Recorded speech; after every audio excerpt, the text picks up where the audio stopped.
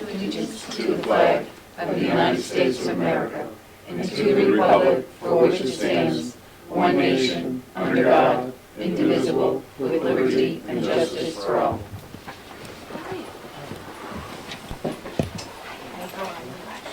Do we have any public comments?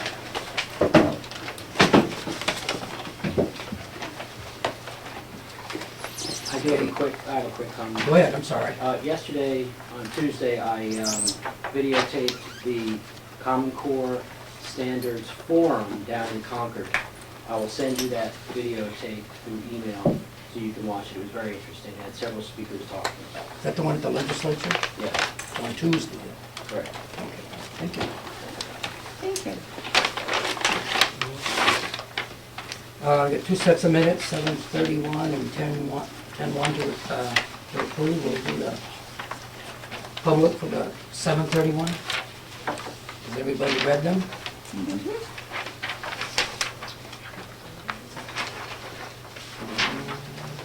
Yeah, the name's on there. Do I have a motion? Make a motion. I'll second. Okay. Andy and Ann. Any discussion?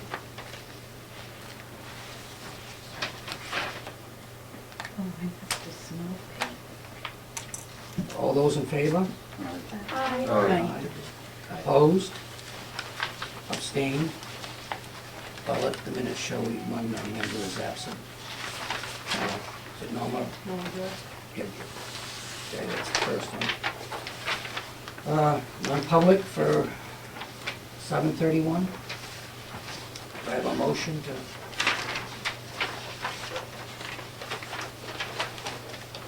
I'll give the motion with one correction. All right. Do I have a second? Should we ask what the correction is? Surely. On the second page, which is labeled page 4, in the big paragraph in the middle of the fourth line, it says "and Walsh." I think that's supposed to say "and." Isn't that the same? Sorry. Well, how can it be page 2 if it's page 4? This is page 2 of that set of minutes, but it's page 4 For the entire pool. for the entire packet. packet. Any discussion other than that? Everybody in favor? Aye. All right.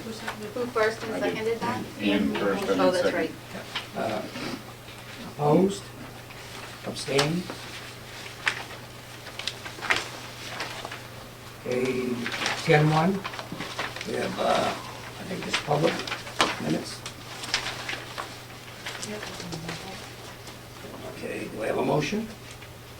I'll give the motion with a couple of corrections. I'll second that one also. Go ahead, Ann. Okay, on the first page of these minutes, which would be page 6 of the packet, under 2014-2050 budget review, that first sentence here just got a little messed up, but the last part of it says the board may have, that should be board. And then in the second bullet down, second sentence, Mr. Tursi responded that he and Andrew.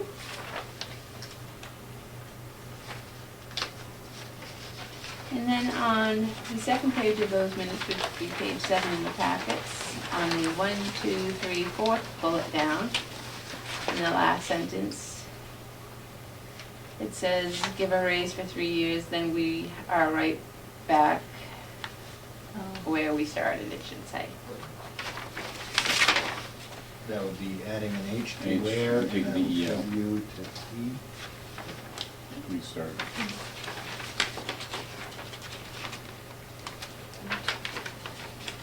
And then on page 4 of the minutes, which would be page 9 of the packet, on the second bullet, it says Ann Walsh replied that it is not far, but it should say fair.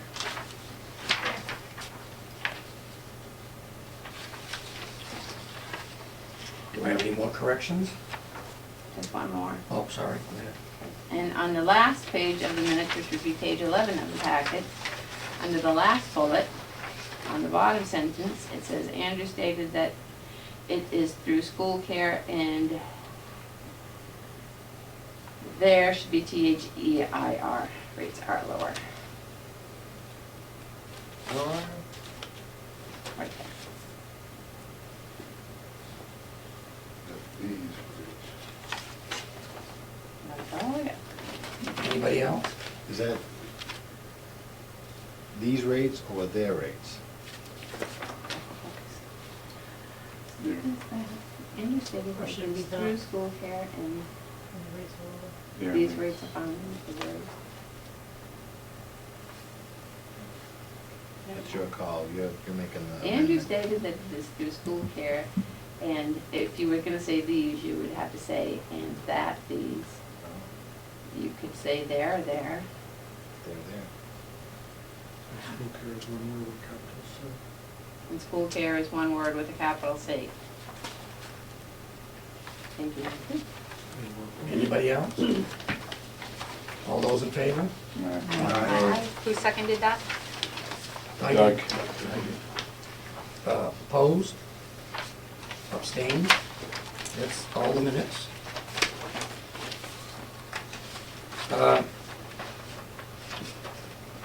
Mr. Tursi has a presentation he wants to give. Yes, Mr. Chair. I'm going to stand and there's some slides to see. That's okay? Oh, that's perfect. All right. Just want to turn around a little bit so you can see the slides. I'll slide my chair a little bit. Does anybody else think we need to add old business to our agenda?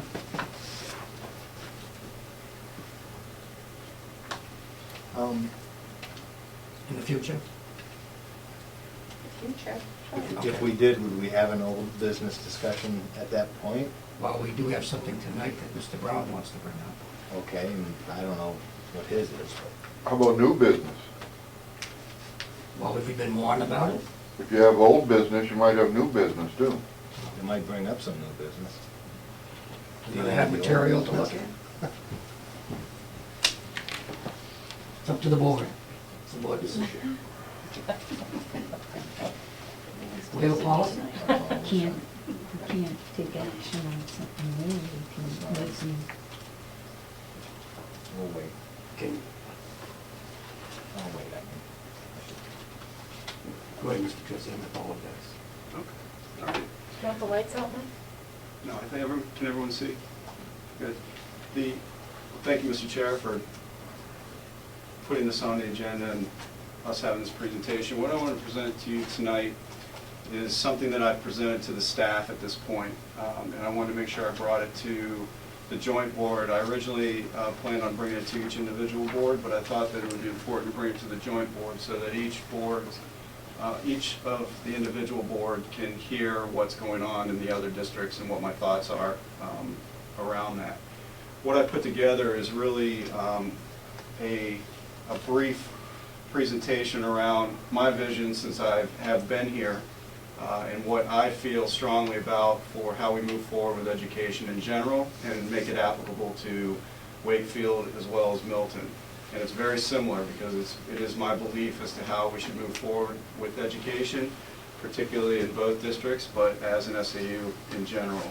So I'm going to talk about some of what our current status is and my vision for how we're going to move forward in education and the decisions that we're making as a group, I'm hoping will follow along with my thought process and the vision around education. So that's why I'm going to present it to you tonight, just as an introduction, and I'm sure we'll have further discussions about this.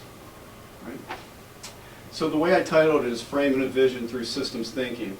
I use some specific terms here because framing itself is a common term that's being used in education. It's been used throughout many different areas when we talk about either educating youth or working within a private organization. What you're really doing here is you're framing something for people so that you can take a lot of information and put it into a context that is clear and easy to communicate. So you're basically framing a lot of pieces of a puzzle so that you can communicate it clearly. we have a lot of pieces to the puzzle when it comes to education, and not just in our SAU, but in education in general. So what I'm attempting is to frame my vision around education based on all of the initiatives and requirements that we have to educate youth in the state of New Hampshire, and more specifically in SAU 64. And what I'm doing, that I'm framing this vision through what I'm calling systems thinking. Has anyone heard of this term before? Systems thinking? It's the teacher in me, so I'm going to ask, what do you think systems thinking is? What does this mean? One different method Different method? implementing. Yep. Yep. That's true. Other thoughts? Path. Yeah. A path. All right. Yeah. As you travel along a path, you're basically following a system. Other thoughts? What this term encompasses is that as an SAU, we are a system. And we have to think as a system. Whether you're a individual district such as Wakefield or Milton, or as an SAU, both have systems, but we have a system as a whole. And that's the joint board here, which is part of the whole system. But there are individual systems in each district.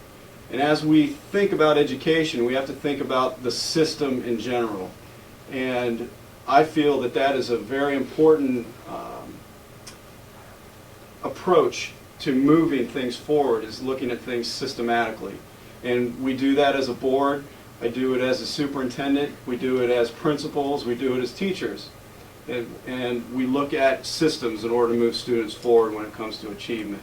So I'm framing this vision through a systematic approach.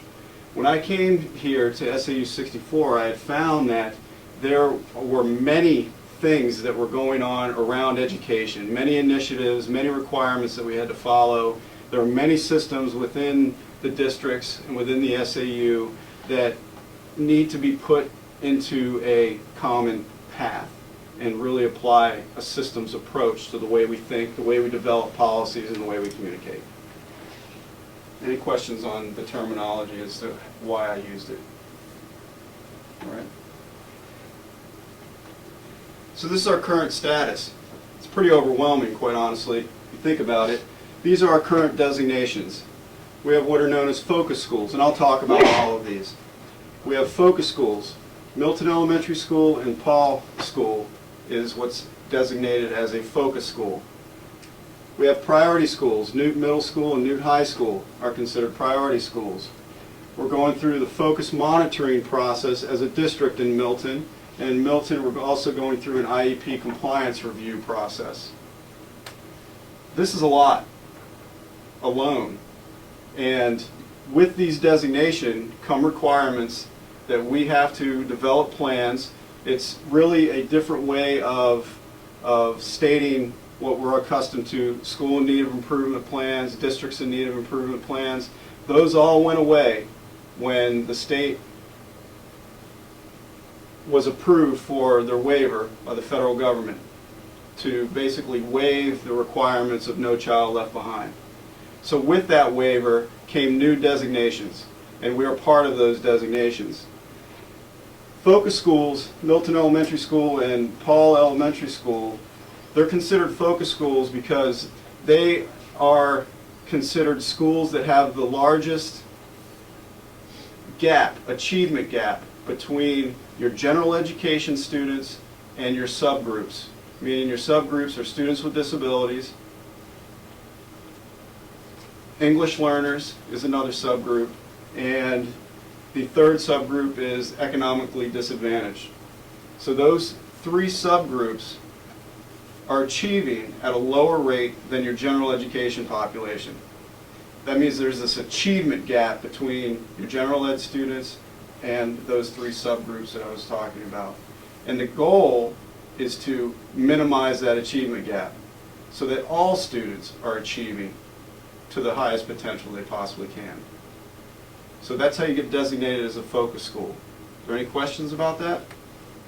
What does IEP stand for? I apologize if I use acronyms, please ask. The World Education has a lot of acronyms. Individual Education Plan. Okay.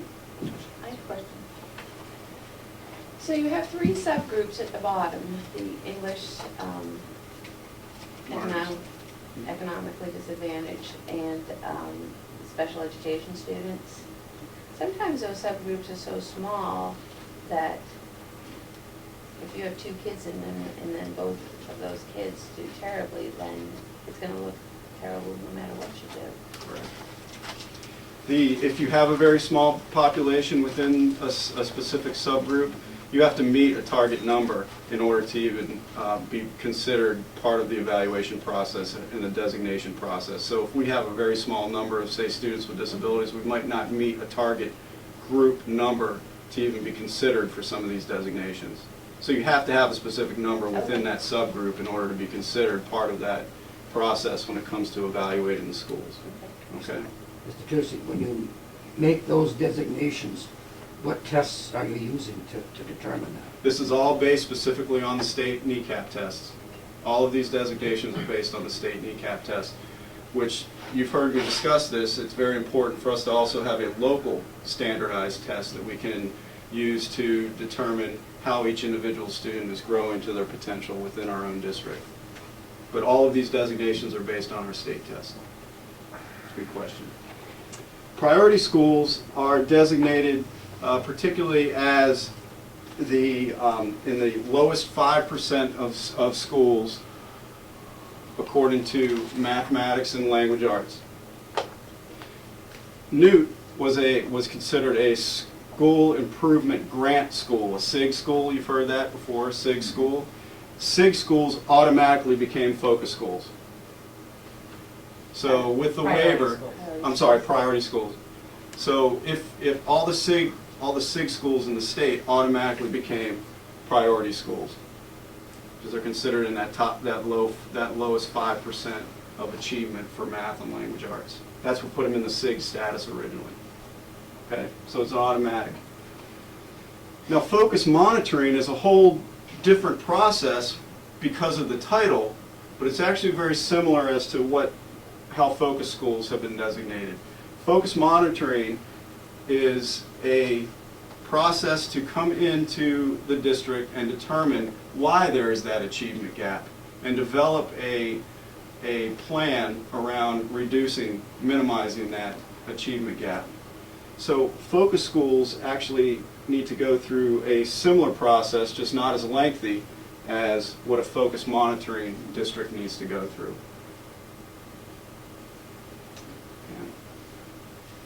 Why would you do the same? I mean, why? If you're a focus school, you have to do focus monitoring in some way. And that's a good question. I asked the same question. When I found out that we have all of these designations, that was the goal of the systems thinking approach. Let's do one process of assessing and evaluating and one plan, and you'll see how we get to that. But these designations, again, the focus monitoring has been around, I believe, for 10 years, 10 plus years. Okay, Wakefield's gone through this process, I believe, 2 years ago. All right. And IEP compliance review was also part of focus monitoring, even though they're separating it out this year because it's being facilitated by different consultants. IEP compliance review is being facilitated by the Department of Education staff, and the focus monitoring process is being facilitated through CERESC, which is basically an organization of consultants in Bedford. And those two are specific to students with disabilities?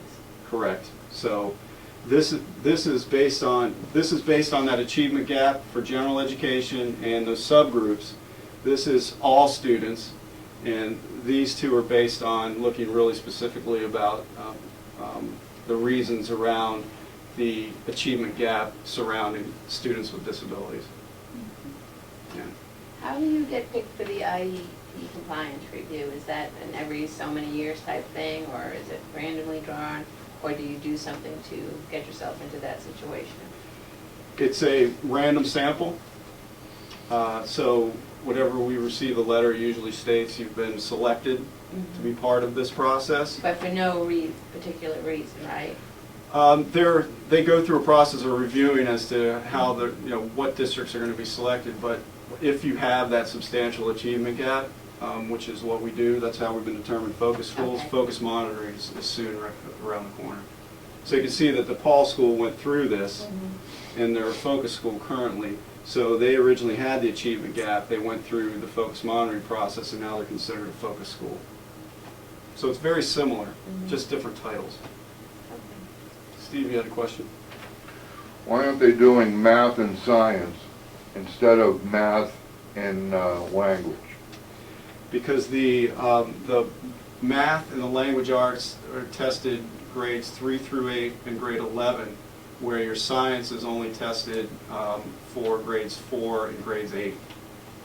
So this is, and the focus is on the literacy and numeracy, which is the mathematics skills as well as the language arts skills. I think they'd be better off with science instead of language. Could be around the corner. Because when they started assessing science, it was a pilot, and then they've moved it into a standard annual test, just like our language arts and our mathematics for NECAP. So I'm not sure if a designation of some sort will come around for science or not, but it could, because it is tested every year. Just you're not hitting that large of a population of students, because it's not grades 3 through 8 and 11, it's 4 and 8. So it's a smaller subgroup. Questions on these designations? Okay. So with this, we do have a lot of work to do, and it's actually very confusing. And it's confusing to try and communicate it to people. It's confusing to staff, it's confusing to parents, it's confusing to boards, it's confusing to superintendents and business administrators and directors of student services. So our goal is to really streamline all of these designations and really determine what's going to be best for all of our students.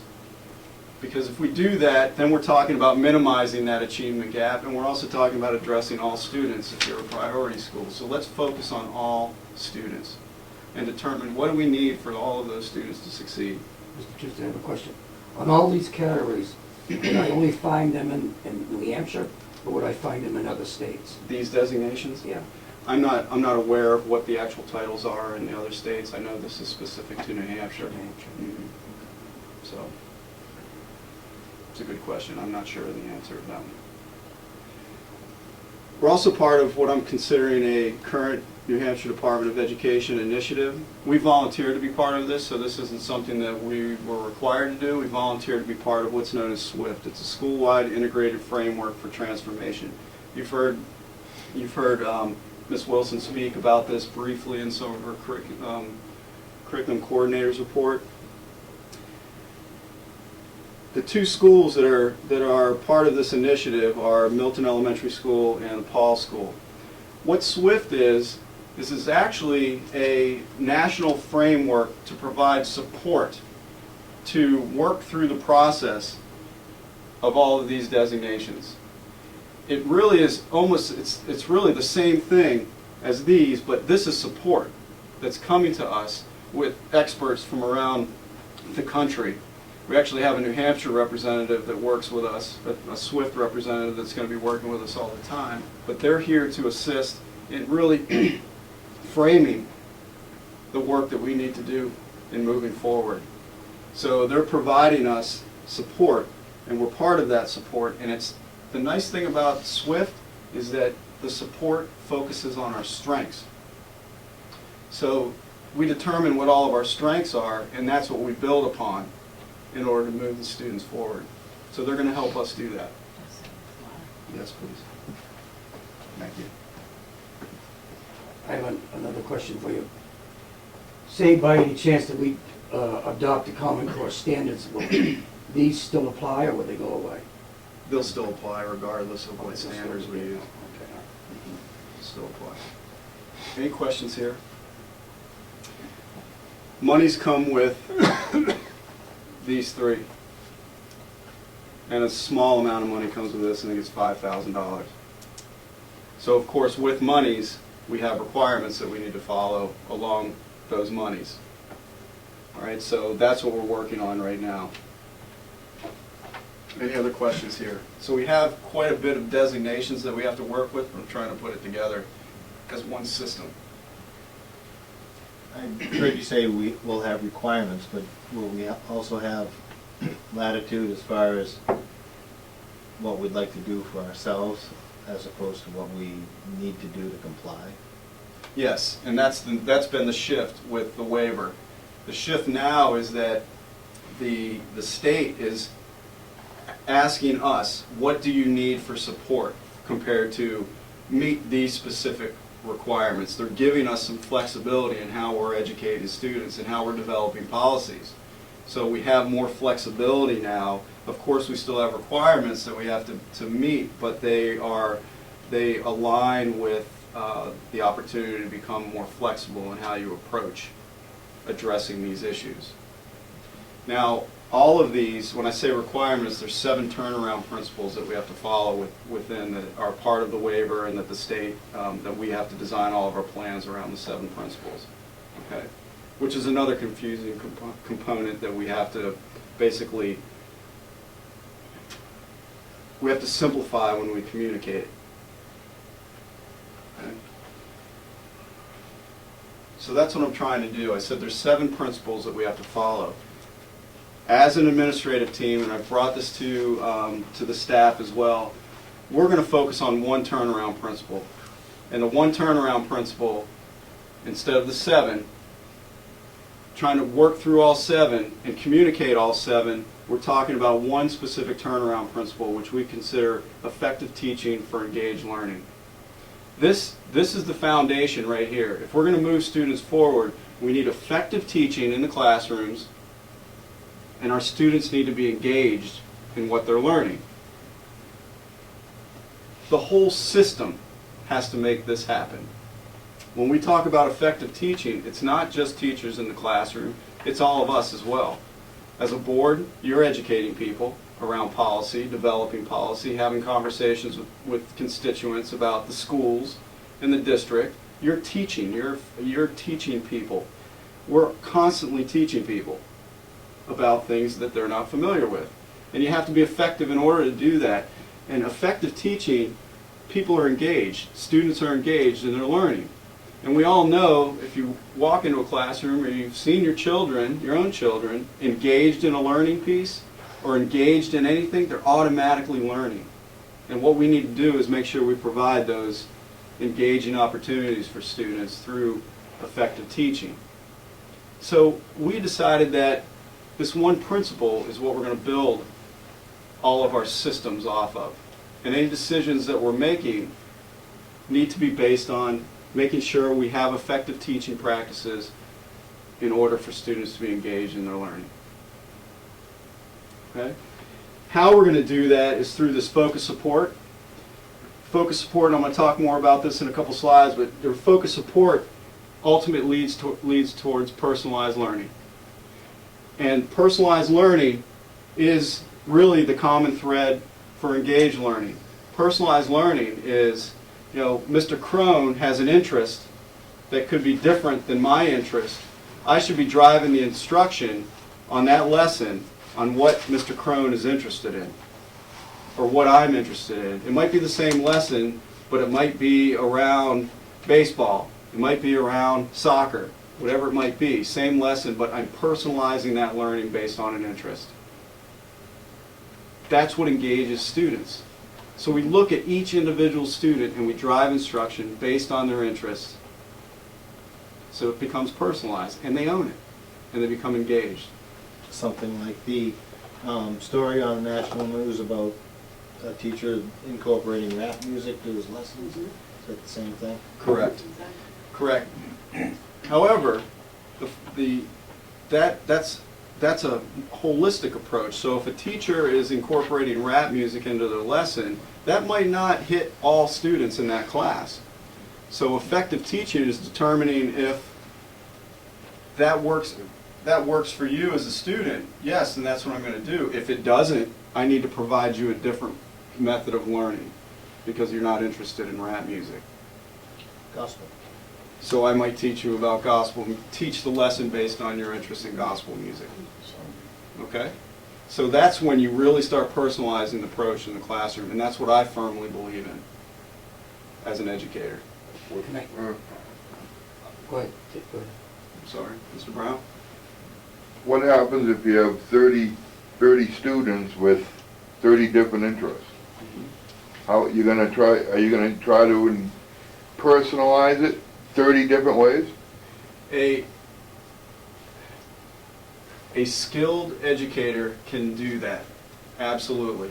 Absolutely. What you tend to find is students, particularly as you move your way from the lower grades into the higher grades, you have more groupings in your lower grades and in, say, your middle grades, because all of the interests are somewhat, I wouldn't say the same, but you can group those students. Whereas you move into the, you know, as students start to mature, they start to have different interests because they're expanding their knowledge and their skills as they go through school. So you might have a larger, you might have a more diverse interest group in your higher grades than you would in your lowers.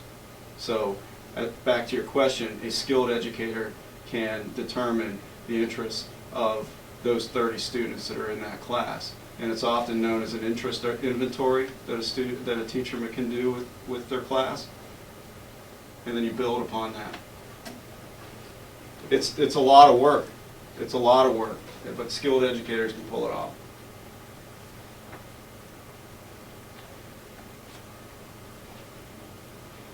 So here's the system, and this is what we're working on right now. So in order to have effective teaching practices, you have to have a solid curriculum. That's our focus for this year in both Milton and in Wakefield, is curriculum development. In Wakefield, we're in the process now of putting the plan together to develop a K-8 curriculum planning guide that shows a progression of learning based on standards. We do not have that right now in Wakefield, nor do we have it in Milton. The difference in Milton is we're going K-12. So as a parent, I might have a 4th grader and I might have an 8th grader. I should be able to ask the superintendent, the teacher, the principal, or go on the website and see what the curriculum is for that year in mathematics. And if I'm thinking that obviously my 4th grader is going into 5th grade the following year, I want to see what the curriculum is like in 5th grade. I want to be able to see the curriculum in 5th grade and see how there's a continuum of learning from 4th to 5th, from 5th to 6th, from 6th to 7th, and so forth, all the way up through 12 for Milton, and all the way through up through 8 in Wakefield. So that's our focus right now, is developing that curriculum. And that's what our professional development will be based on starting in November and moving forward through the summer. And the goal is by the start of the school next year, we will have that K-8 curriculum in Wakefield and that K-12 curriculum in Milton. Because that builds the foundation for instruction. And alongside of that, as I said earlier, we need a local assessment that's based on standards. We currently do not have that. We use Ames Webb as our local assessment, and that's a skills-based assessment. We need an assessment that assesses how well students are doing in achieving standards. And with those components, with a solid curriculum and assessments to determine what are the strengths and weaknesses of individual students, teachers can get together with administrators, parents can talk to teachers about what's the type of instruction that I need to provide to that student based on their interests, based on their strengths, and based on their weaknesses, because I'm using data from the assessments and I'm reviewing my curriculum to drive the instruction for that individual student that brings me to a personalized learning approach. Because I'm using the data, I'm using the curriculum, I'm personalizing my approach to the learning for that individual student, which ultimately leads to engaged learning. Mr. Tursi. Now, Explain the difference between curriculum, what you're talking about, and a standard like, say, Common Core standard. They're setting a standard. What's the difference? Okay. A curriculum is built off of a standard. So when you are developing curriculum, you have a standard in mind. You start with the standard, okay, which is the skills that a student should be able to demonstrate and the content knowledge that they should be able to explain, in a sense, okay? So you take a standard and then you develop lessons in order to make sure those students are achieving those standards. And you assess based on those standards. That's curriculum. So it's your standard and how you're going to deliver the lessons for students to achieve that standard. See, I'm looking at curriculum as courses, certain subjects. Correct. That's part of it. But there's individual curriculum for each content area. So you'll have a science curriculum, a math, a language arts, and a science curriculum. Okay? That varies throughout the grades. When you get into high school level and designing courses, there's specific curriculum for each individual course, but we base our curriculum on competencies at the high school level, which there are individual competencies for each course that you take. So an English 1 competency for a high school level course would be different than an Algebra 1 competency.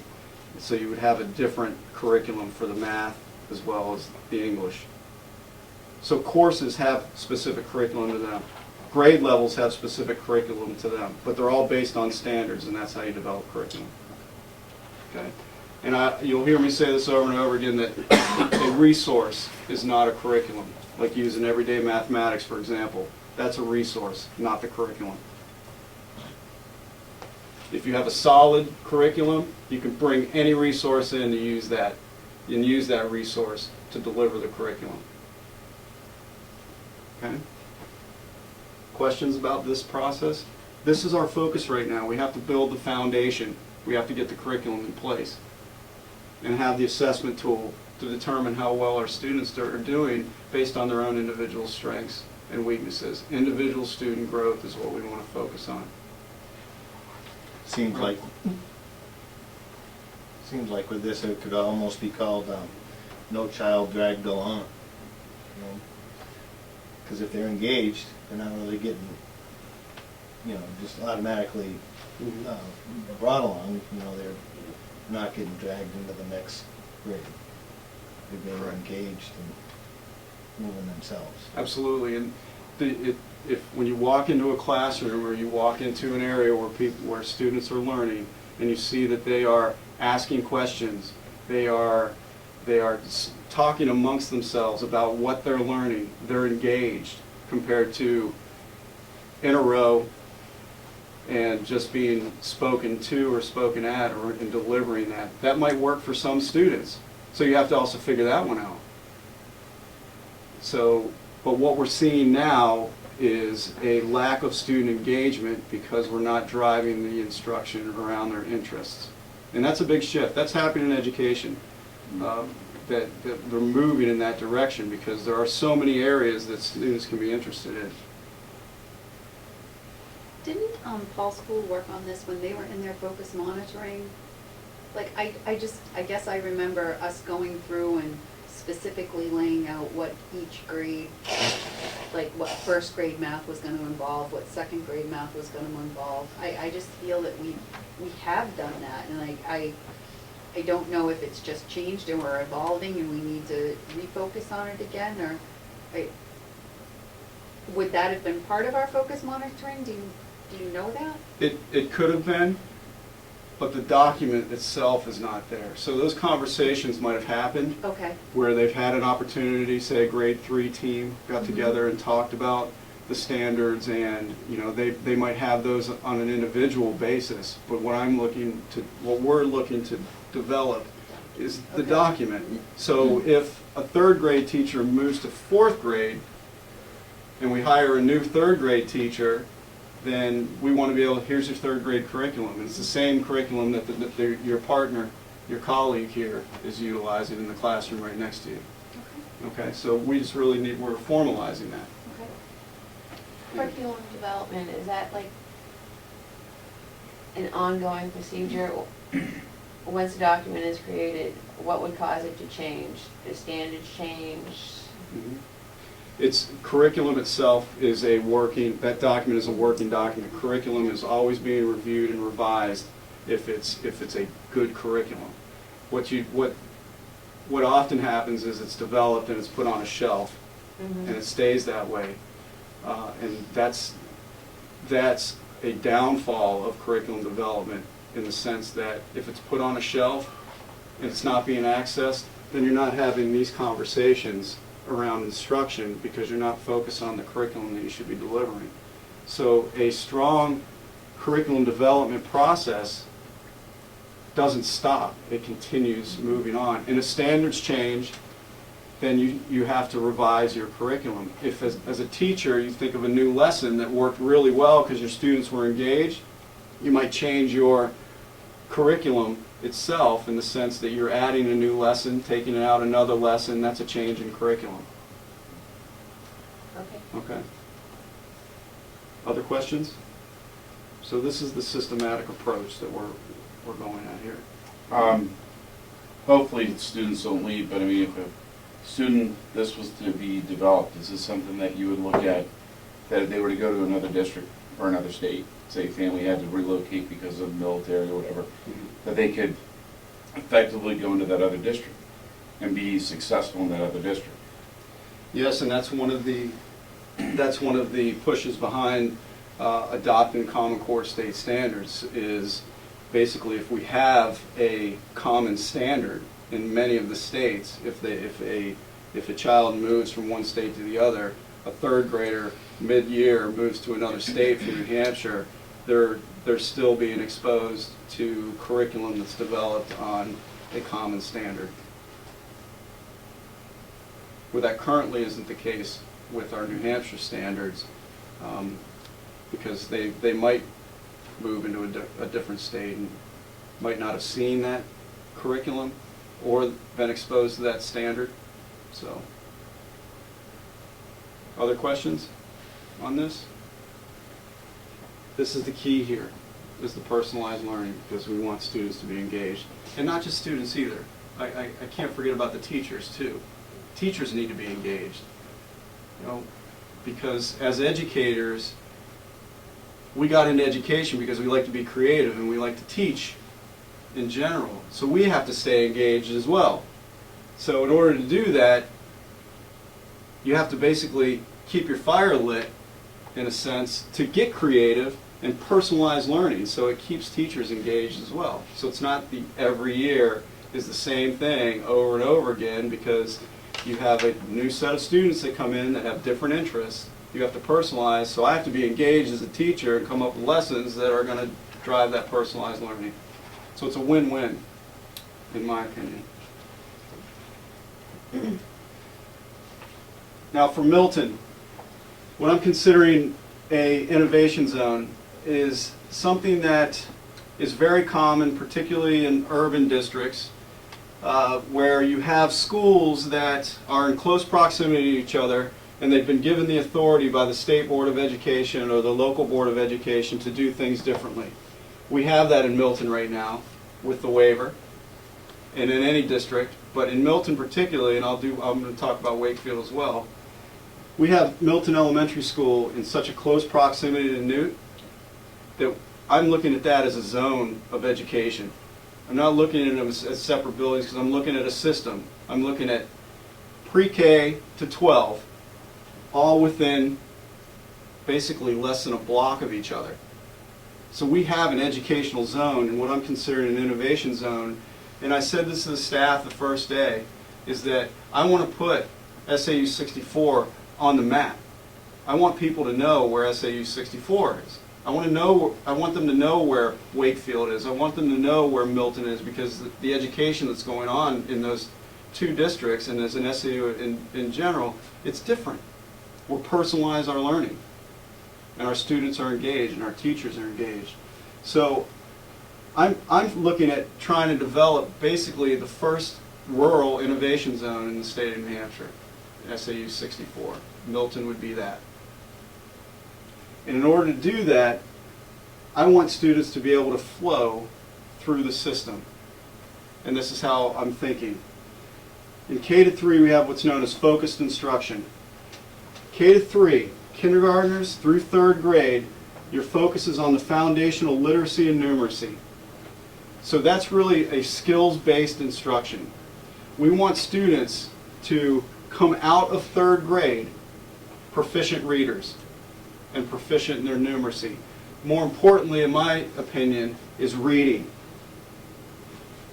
We want students going into 4th grade at grade level and proficient in reading. Not all students are going to be there, because we know we have students with substantial disabilities that it'll be difficult for them to get there, but we work with that.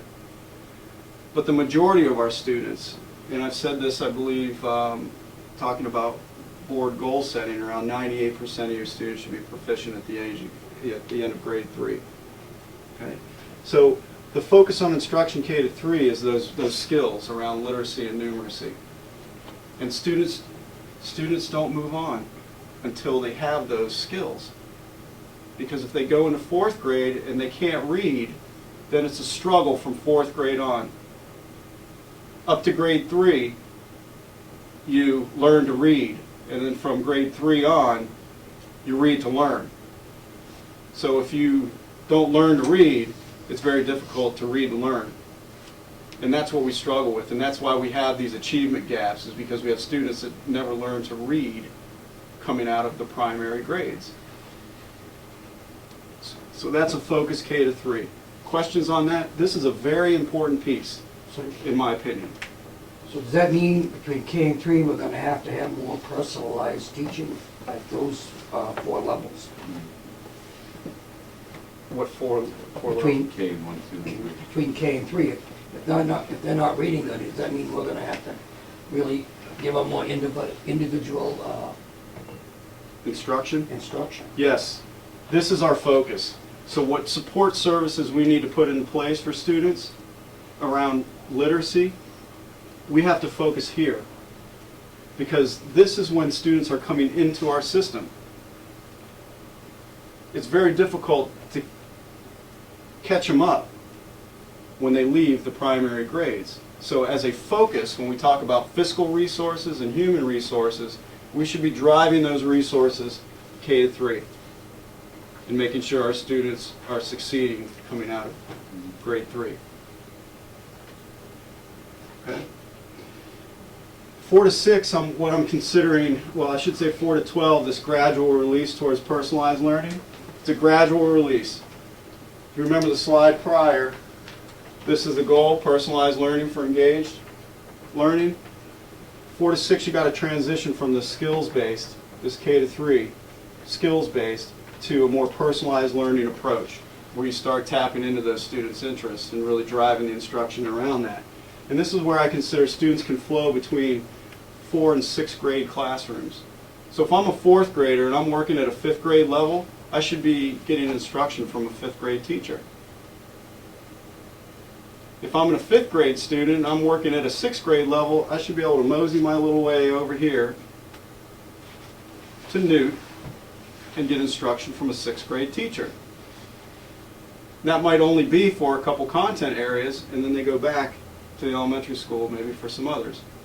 So if they're at a 5th grade level in some specific content area, they get their 5th grade instruction here, but if they're at a 6th grade level in another content area, they should be coming over and getting the instruction there.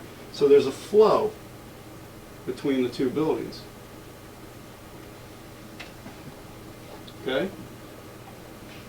What happens to the 1st grader that's reading at a 3rd grade level? They should be getting that 3rd grade instruction. We don't want to hold them back in any way whatsoever.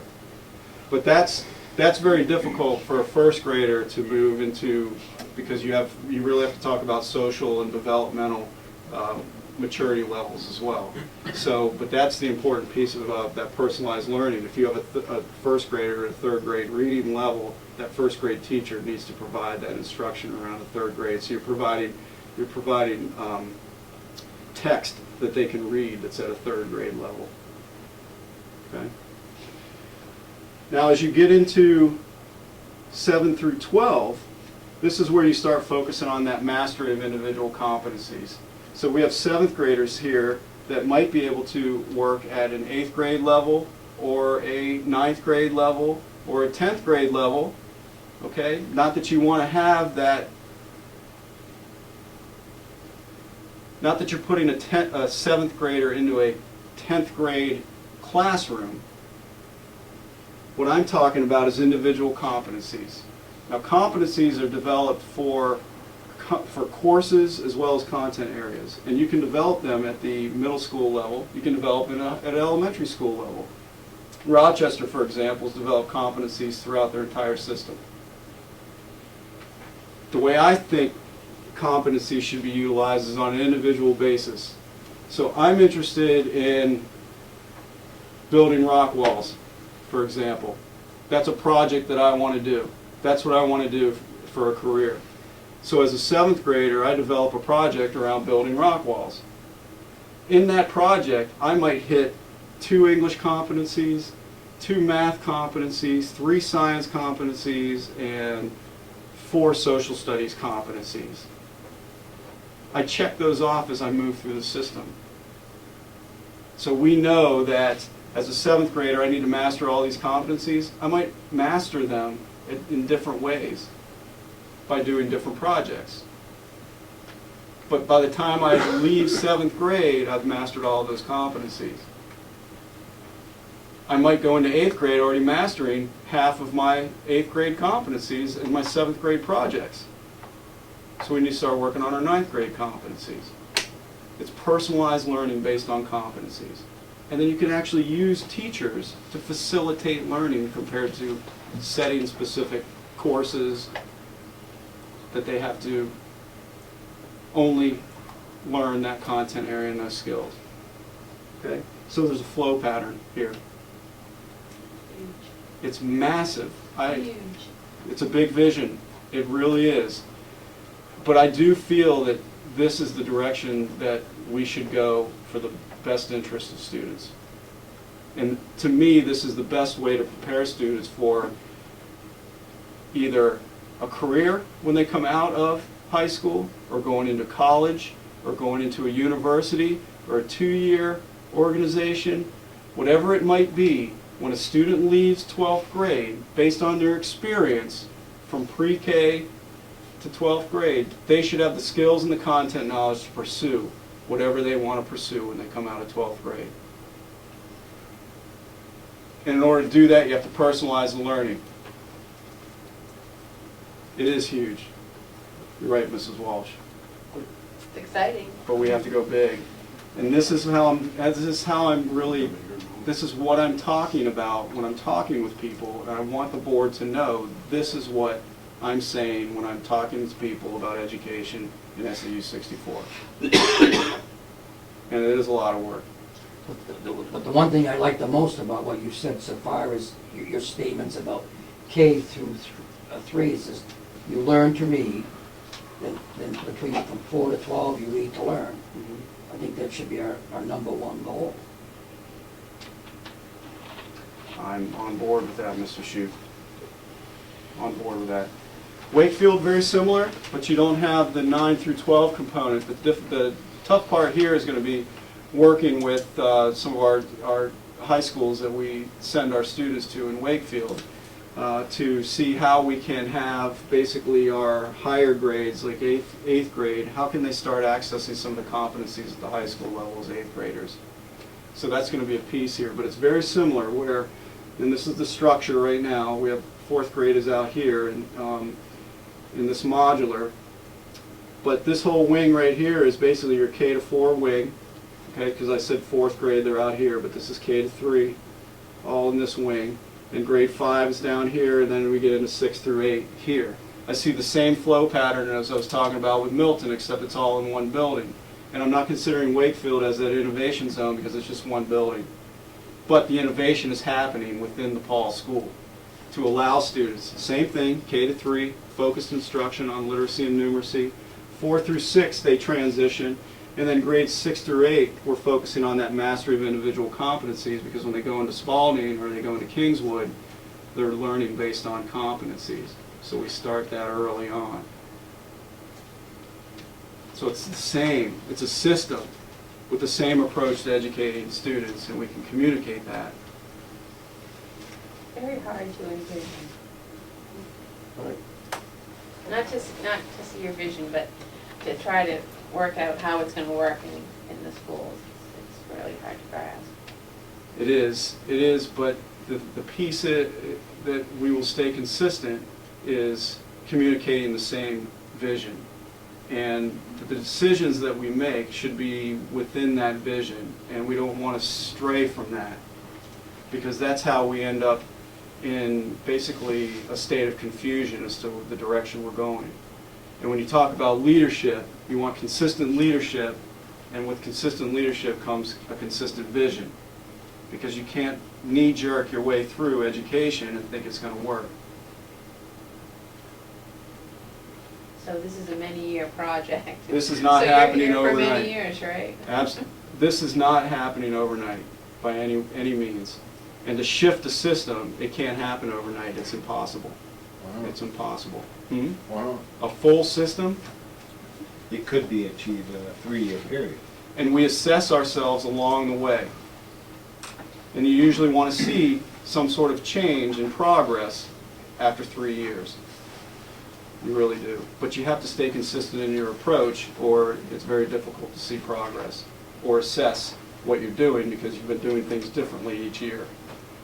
Like you're saying, if you can get the foundation of K through 3, really drive that point home to your staff within your schools, to the boards, to all leadership. If we really hit that first and foremost, by the time they're going through 4th grade, and we've hit that solid foundation in literacy, reading is everything. We all know that. You know, you can't read, you can't do math, you can't do science, you can't do history, social studies, so on. But if we're really focusing on that first and foremost, the rest of it should start taking off. Do you agree or disagree? Absolutely. Absolutely. As I said, that's your focus. K to 3 is your focus. And then we can really get creative 4 through 8 in Wakefield, 4 through 12 in Milton. Okay. So how are we going to do that? Yeah, that's Mrs. Walsh's face over there. What we've done is, I said earlier in my earlier slide, is that engage, it's the effective teaching for engaged learning. How we're going to do that is focus support for personalized learning. We've developed what's known as a focus support team for SAU 64. And all of these people are involved. Myself, 3 principals, 3 assistant principals, our curriculum coordinator, student service director, our 2 special education coordinators, 1 for Wakefield, 1 for Milton, 3 teachers, that's a teacher rep from each building. We are working with consultants from the New Hampshire Department of Education, we're working with consultants from Ceresc, and we're working with consultants from Swift. And all of these people are the same.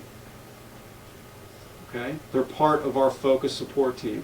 Because with all of those designations, you're required to develop what are known as achievement teams, leadership teams, Swift teams, focus monitoring teams. So what we've had in the past is this plethora of teams. So what I tried to do, and I usually say we, but I want this to happen, is why don't we have one team that's focusing on the same process? That makes communication very streamlined, and you have representation. So this focus support team is supporting what's going on in the buildings. And at the building level, we've developed what are known as curriculum instruction and assessment teams in each building. These teams, you can see the number of teachers on each team. On this team as well is their representative that's on the focus support team as a teacher, is part of this team.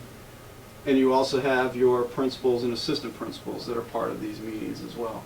Might not be both, might just be one of the assistant principal or the principal, driving the work that's coming out of the focus support team and helping drive the work to reduce that achievement gap, to make sure students are succeeding on an individual level, And then these CIA teams are the ones that are also communicating to the whole staff.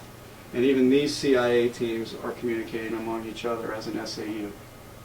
So we've put a system in place for communication and for developing processes to move students forward, instead of isolated conversations, plans, and communication.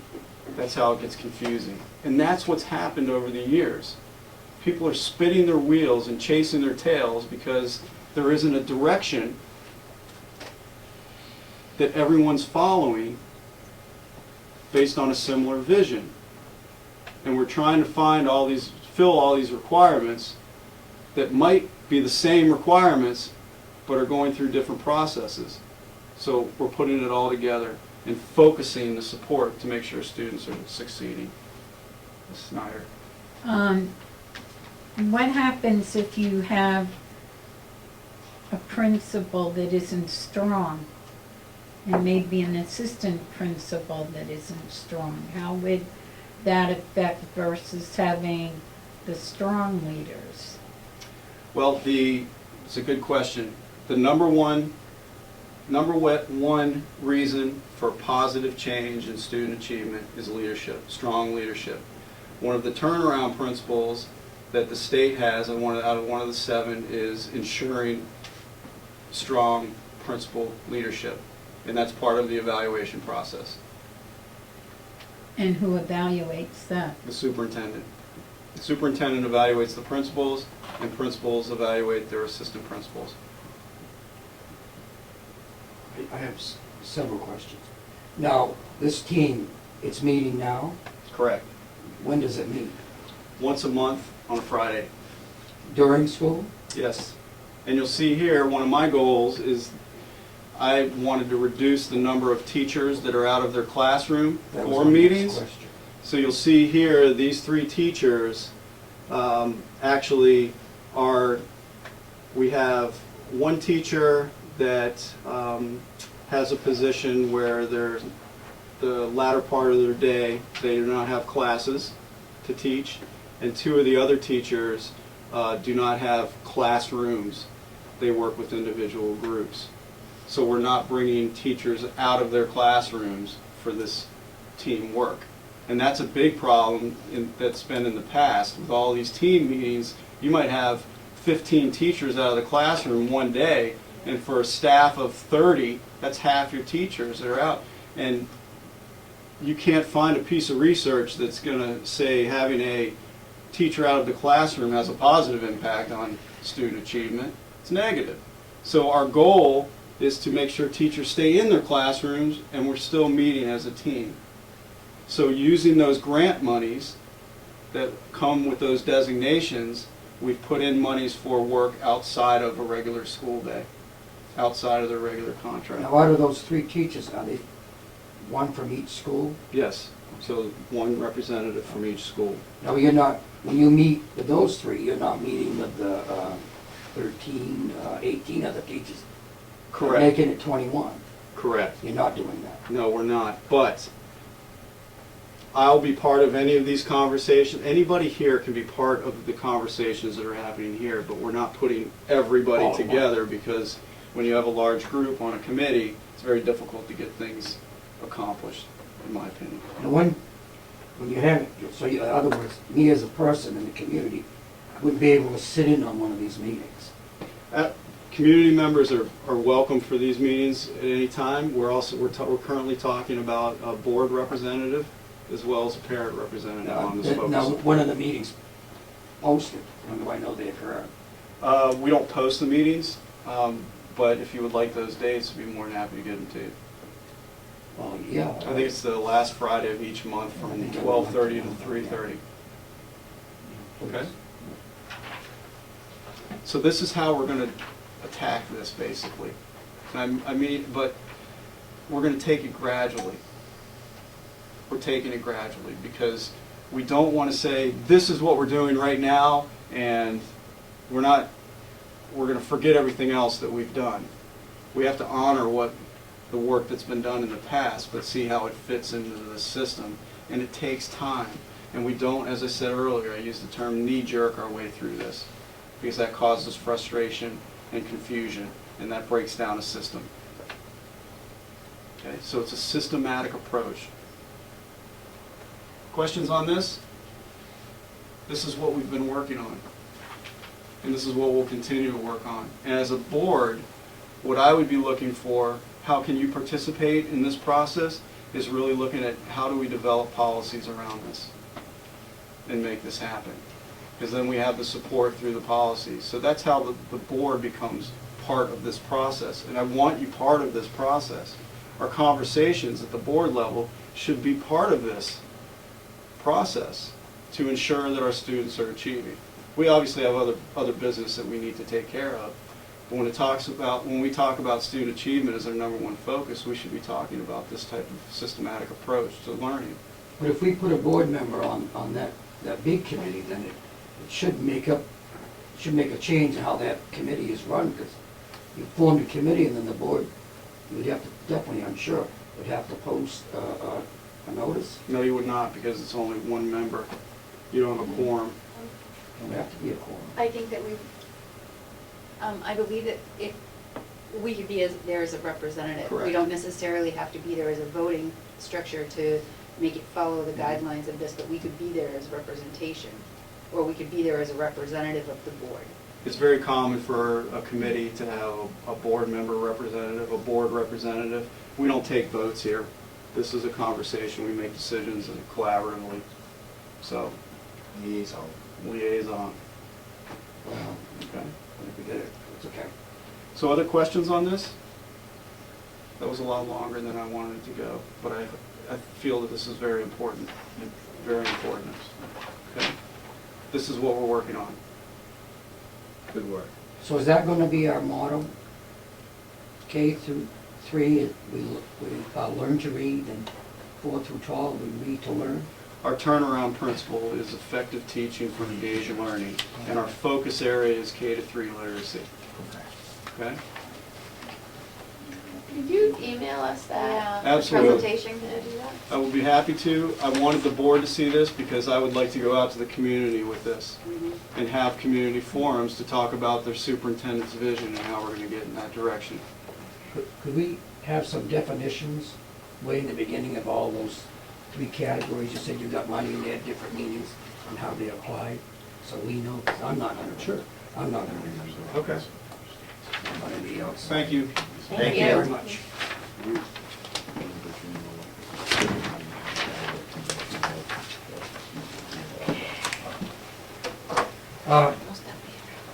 I asked a question before we went to that presentation. I would like to have a vote of the board about putting old business on the agenda. I don't think it's just my responsibility. I would like all your opinions. All right, I'll make that motion to put old business on the agenda. I'll second it. Do I have any discussion? All those in favor? Let's go ahead, I'm sorry. For discussion, it's the duty of the board to set the agenda as need be. Yeah. And it's, when we meet like this, isn't it, if we have old business to discuss, we add it to the agenda, and if, I mean, I believe that new business would be great as long as we get the information Yeah. in time to read through our packets. But don't you, Mr. Chairman, like set up the agenda with items that we've presented to you that we need put on the agenda? But sometimes not everything makes it on the agenda. Steve brought up a very good point. And I'm sure there's things in the past that we would like to discuss again that we've discussed in the past. And I don't see how we can discuss it. But, Doug, I think you're a little confused. Thank you. Sometimes I am. As any board member has a right to put something on the agenda. Oh, I agree with you.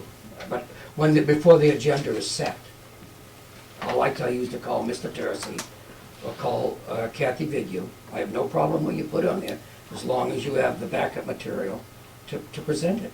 But sir, even if we came into the meeting and we had something, even if it wasn't material-based, but something that we needed to discuss, we could make a motion to add new business and You we could, could vote on it and yeah. majority would rule. That's true. I agree with you. If it was always on the agenda and we didn't need to address the issue on the agenda, we could just take it off the agenda, right? Because we always put it on our, do you have it on your agenda? We do. We Well, do when, too. when it need be. I think we have it on ours all the time, I don't think we? it's on ours all the time, Is it? too. Yeah. Old business. Old and new. Well, I have no problem with that either, but we, well, the trouble with new, we don't have no backup information. All those in favor? Aye. Aye. Opposed? Abstained? Thank you very much. Number 6, enrollment numbers. When are we gonna address that? Well, we can do it right after this one if you like. All right. Okay. I think the board will let you do, I say you can. Go ahead, Mr. Tursi, sorry. Thank you, Mr. Chair. In your packet, you'll see our enrollment numbers as of October 1st. These are the numbers that we need to report to the state. This is what is posted on the website for our enrollment numbers as well. And I just wanted to make sure that the board is aware of what our current enrollment numbers are. Specifically for Milton, if we look at the elementary school, the high school, junior high and the high school, we're up 5 students from last year. So our enrollment is up by 5 students. And for Paul School, our enrollment is up 15 students from last year. So the current trend in the state of New Hampshire is enrollment numbers are going down consistently over the past couple of years. Where what we're seeing in Milton is that we have either status quo or up by a handful of students. However, in Wakefield, for the Paul School, 15 students is an increase. I would say is a good increase in our enrollment numbers for Paul School. Does anybody want last year's numbers for 12? Because I did bring them. I did dig them out if you'd like them. Yep. Have to run them off and pass them out sometimes. Is that right? Would you like me to do that now? I can do it. Oh, no, all right. Thank you very much. You're going to need The first grade is really big. 14. Yeah, I see that, yeah. How many classes is that? I believe 3 first grades? I have that information now. But the intent here is to just show you the numbers, and then we can talk more specifically at each individual board if you like.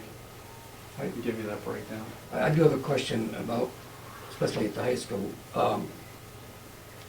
I don't know what our dropout rate is. I have no idea what it is. I would like to know what it is. And then what I would also, I don't know about the rest of the board, in what grade do most of our students drop out of?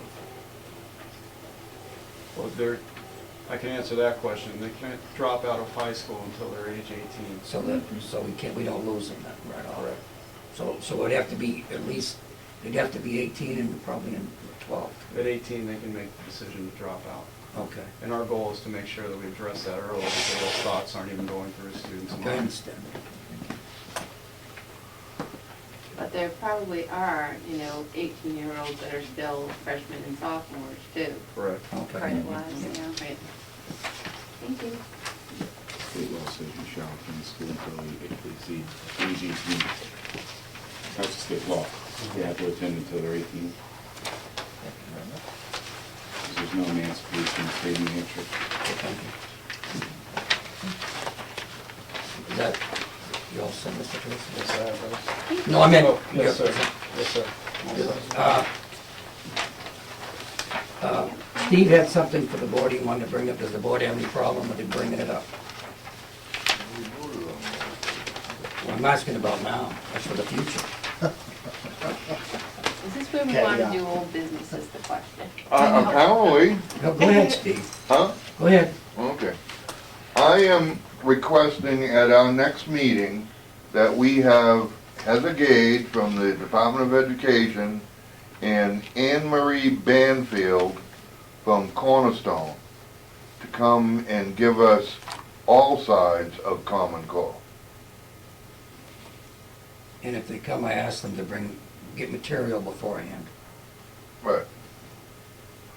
Now, I did. So I'll make that a motion. I have no problem. I'll second it for the opportunity to Discussion? discuss. Does anybody have anything? Do we have to make sure they're schedules are clear before we definitely have them put on the schedule. Well, yeah, we can, I mean, we can request, but if they're not free, Our next meeting would be January 29th. right, So in 3 months, you would think that if you give them 3 months advance notice, hopefully. hopefully. okay, that brings, wait a minute, go ahead, Ann, I'm sorry. Did you want new information from Ms. Gage, or? I think it would be good to have both sides there. So if one side says, Common Core represents this to me, the other side can say, well, I disagree.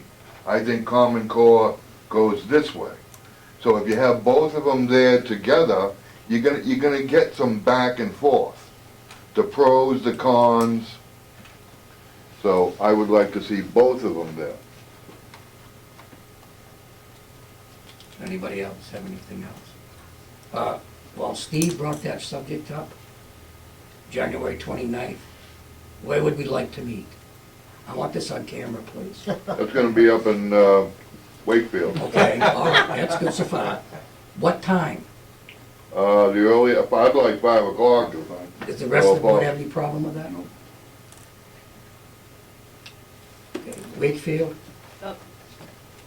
I'm sorry, go ahead, Ann, I'm sorry, I apologize. Snowstorm.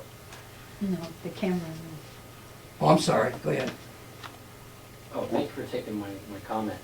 I spoke to both Heather Gage and Marie Banfield down in Concord, and they both were willing. They have professional relationships with one another, and they would be glad to meet with the board to discuss both sides.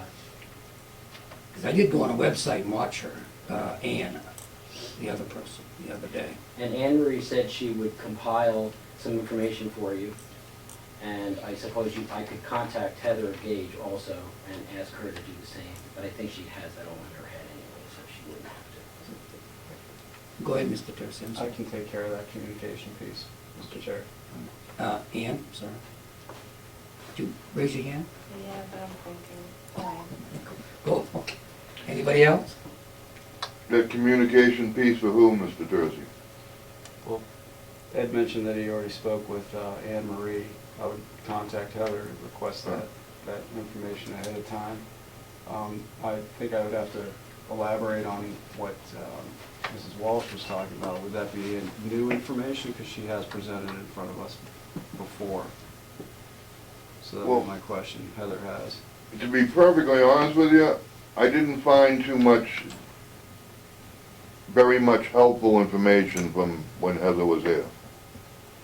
So, if she's got something new, sure. Go ahead, you do that. Can I ask You, what's the overall goal? Are we looking at potentially bringing a vote forward to the joint board for adopting Common Core after you receive this information, or what's the purpose? The purpose is to get the story behind the story. How do you make an informed decision if you don't have all the facts? There's two sides to every story. What I've seen in Common Core, just on my own research, I'm not liking what I see. So there's two sides to it, and I want the story behind the story. I want to have all the facts in front of me so that I can make an informed decision. wait a minute, Ann, you go ahead, please. So you want to do this at the end of January, after Mr. Tursi has just spent 6 months working on his plan, which is based on the Common Core? What are you gonna do? You still need the facts. Wait a minute, Ralph first. Ralph, go ahead. Well, I was just, having Heather and Marie. and Marie there at the same time, I guess would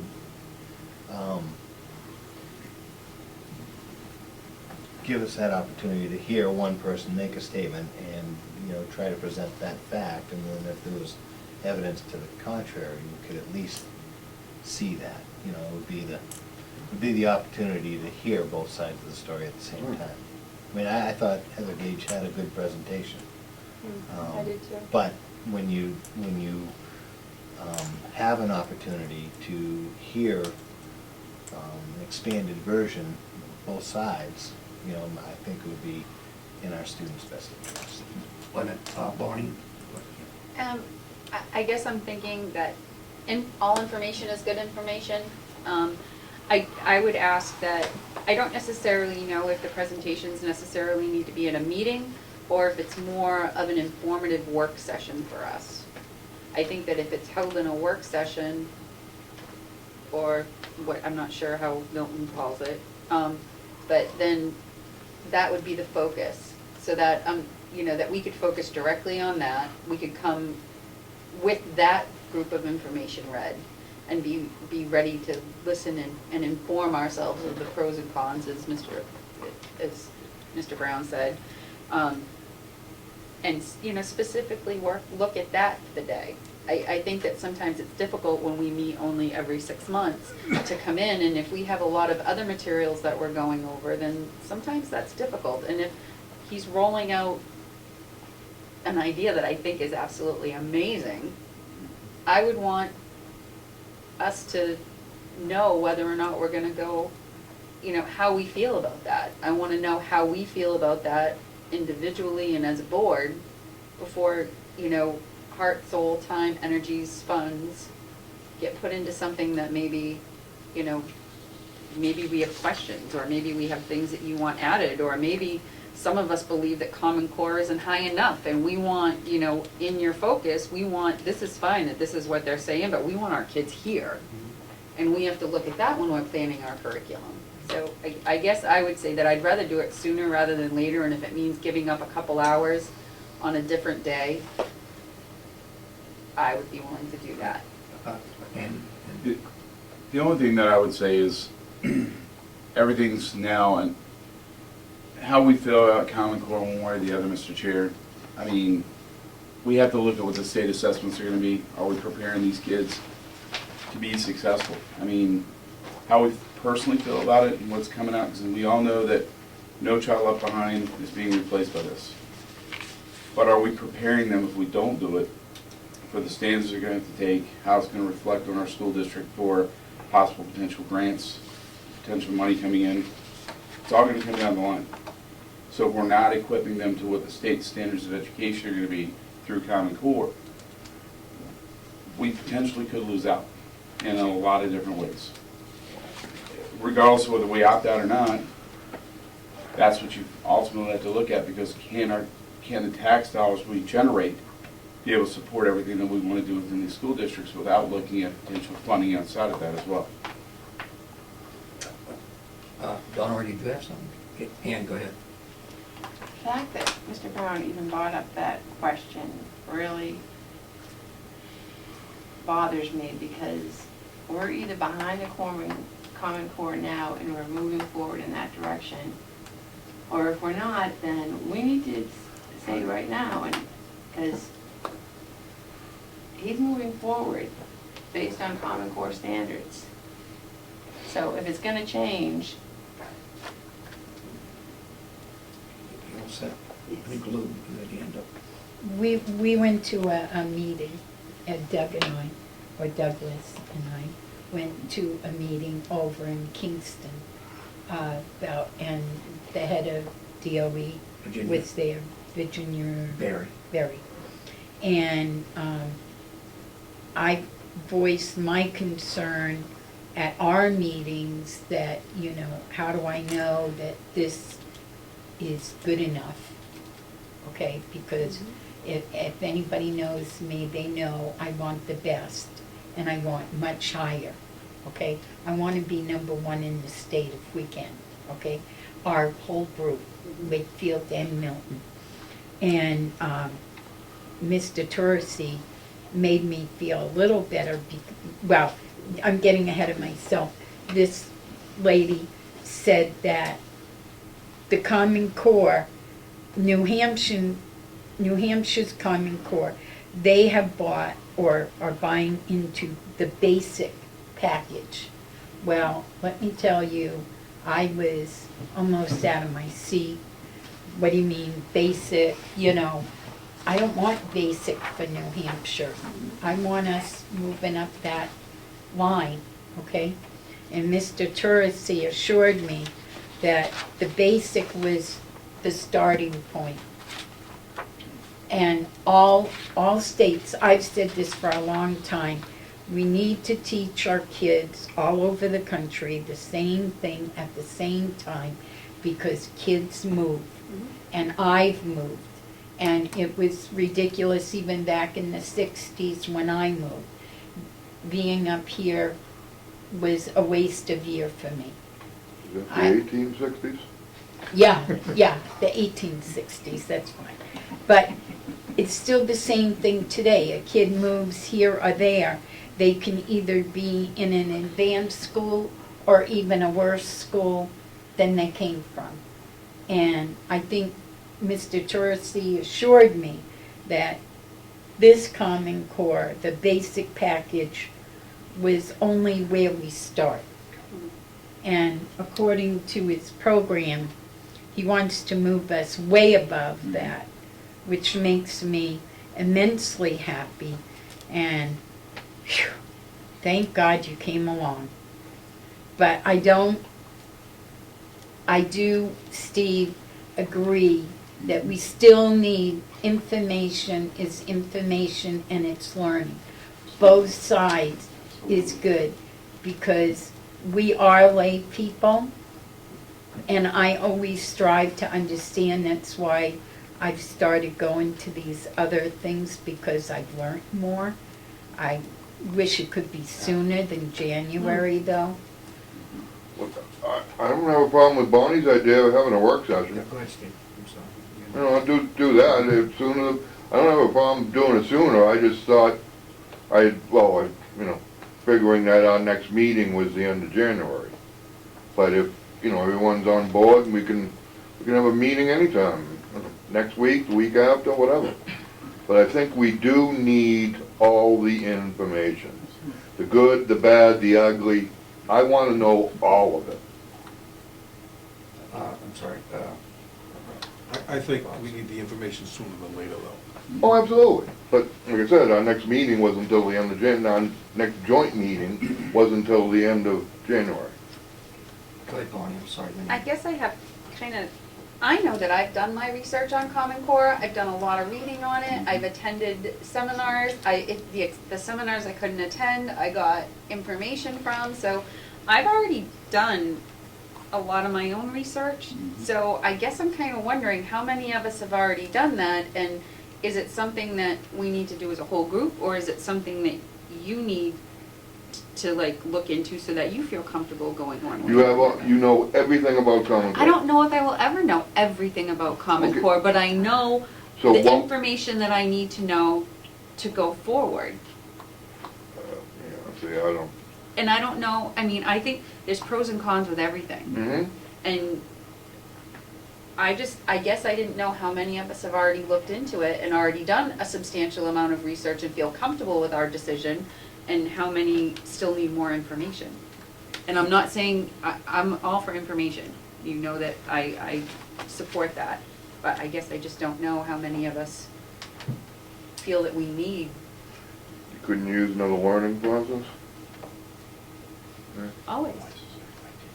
Go ahead, Ann. The sooner versus later statement, see, I'm just not clear on what that means. I agree with Lou, it's always great to get as much information as you possibly can, but sooner versus later, does that mean this board is still gonna decide whether we're gonna move forward with Common Core or not? Well, we have to. At some point we have to. Go ahead, Mr. Jesse. I believe that that decision needs to be made soon.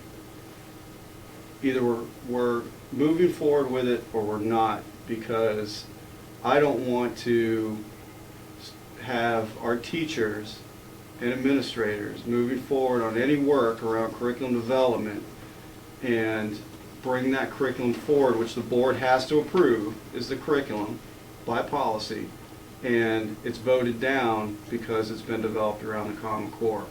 So if there are still concerns, that vote needs to happen soon, very soon, because we're moving forward with it at this point. So I just want, it's gonna happen, let's put it to bed. Andy, Sorry. you're all done.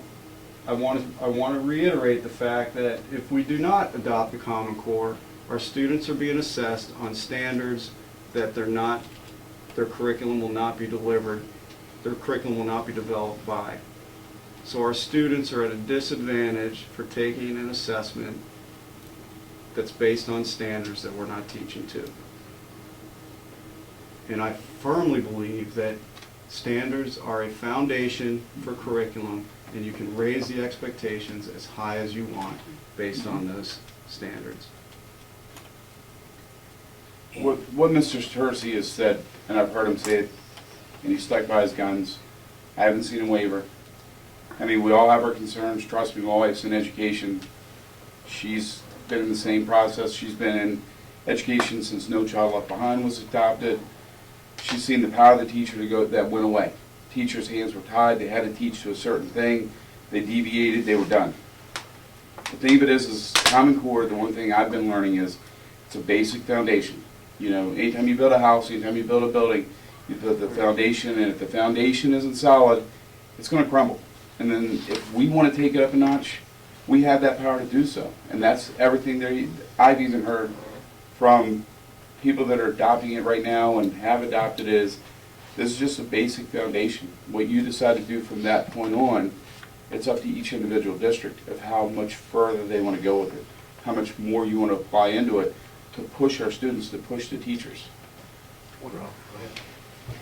I am just concerned about adopting the standards and taking the federal funds and losing, because you're accepting the federal funds, losing the ability to make sovereign decisions. You know, as soon as we've bought in or been paid in our way into the program, does local control remain there?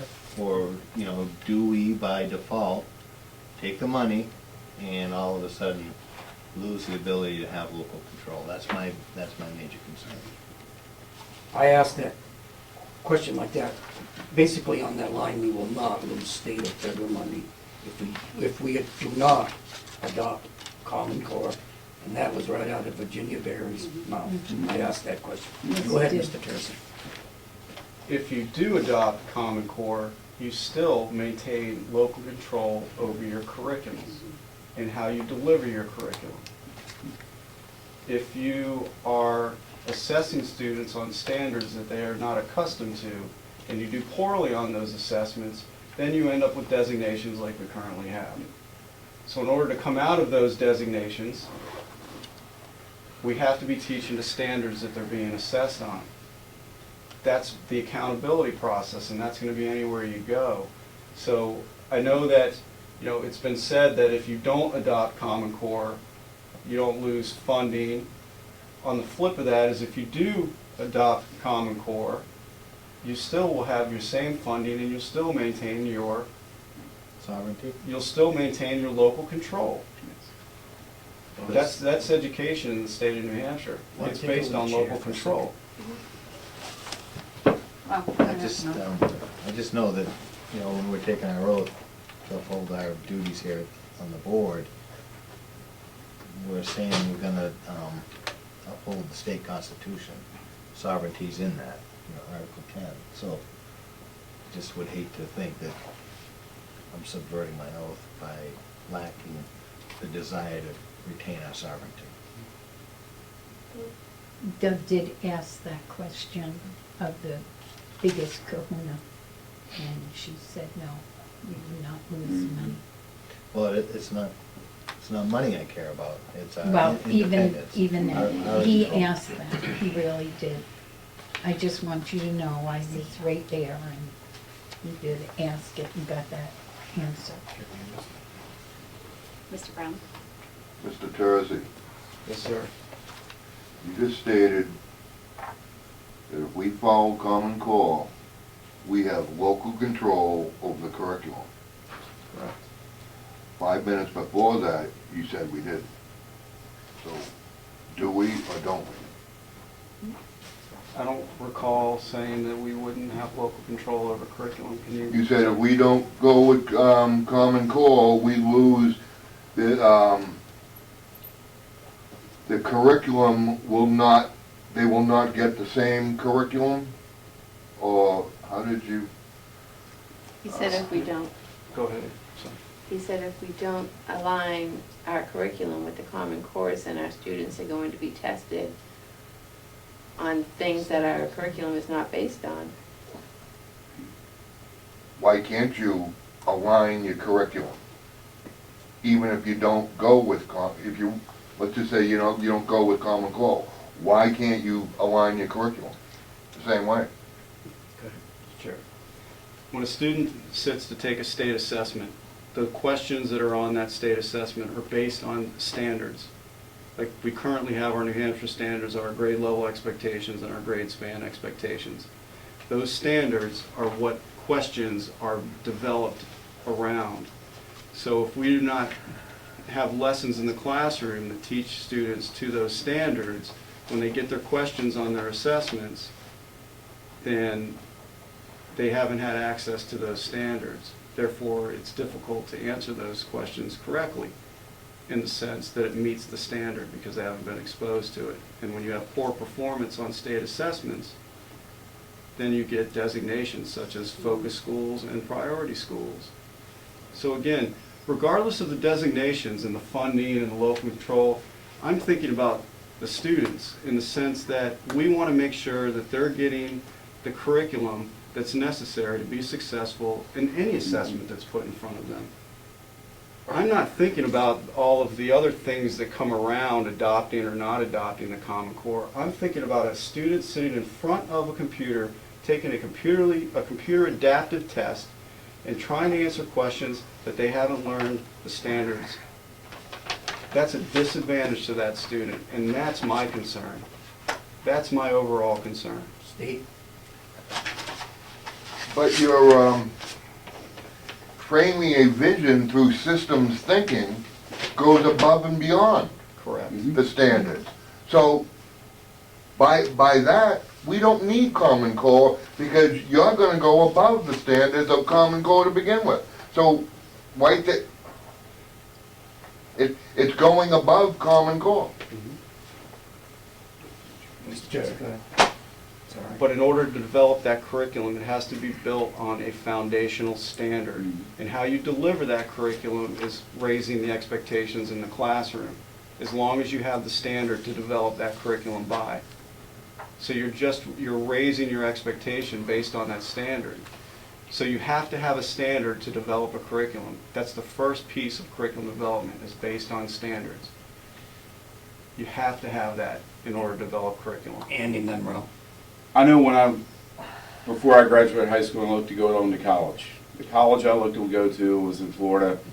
They required the SAT and the ACT test. I took the SAT prep and the ACT prep. I took both to prep me for the test I was going to take, which I was going to be evaluated on for going to that school. The material that Common Core is doing is, if we want our kids to be successful with these tests, we have to have those foundations for them to be successful on that test.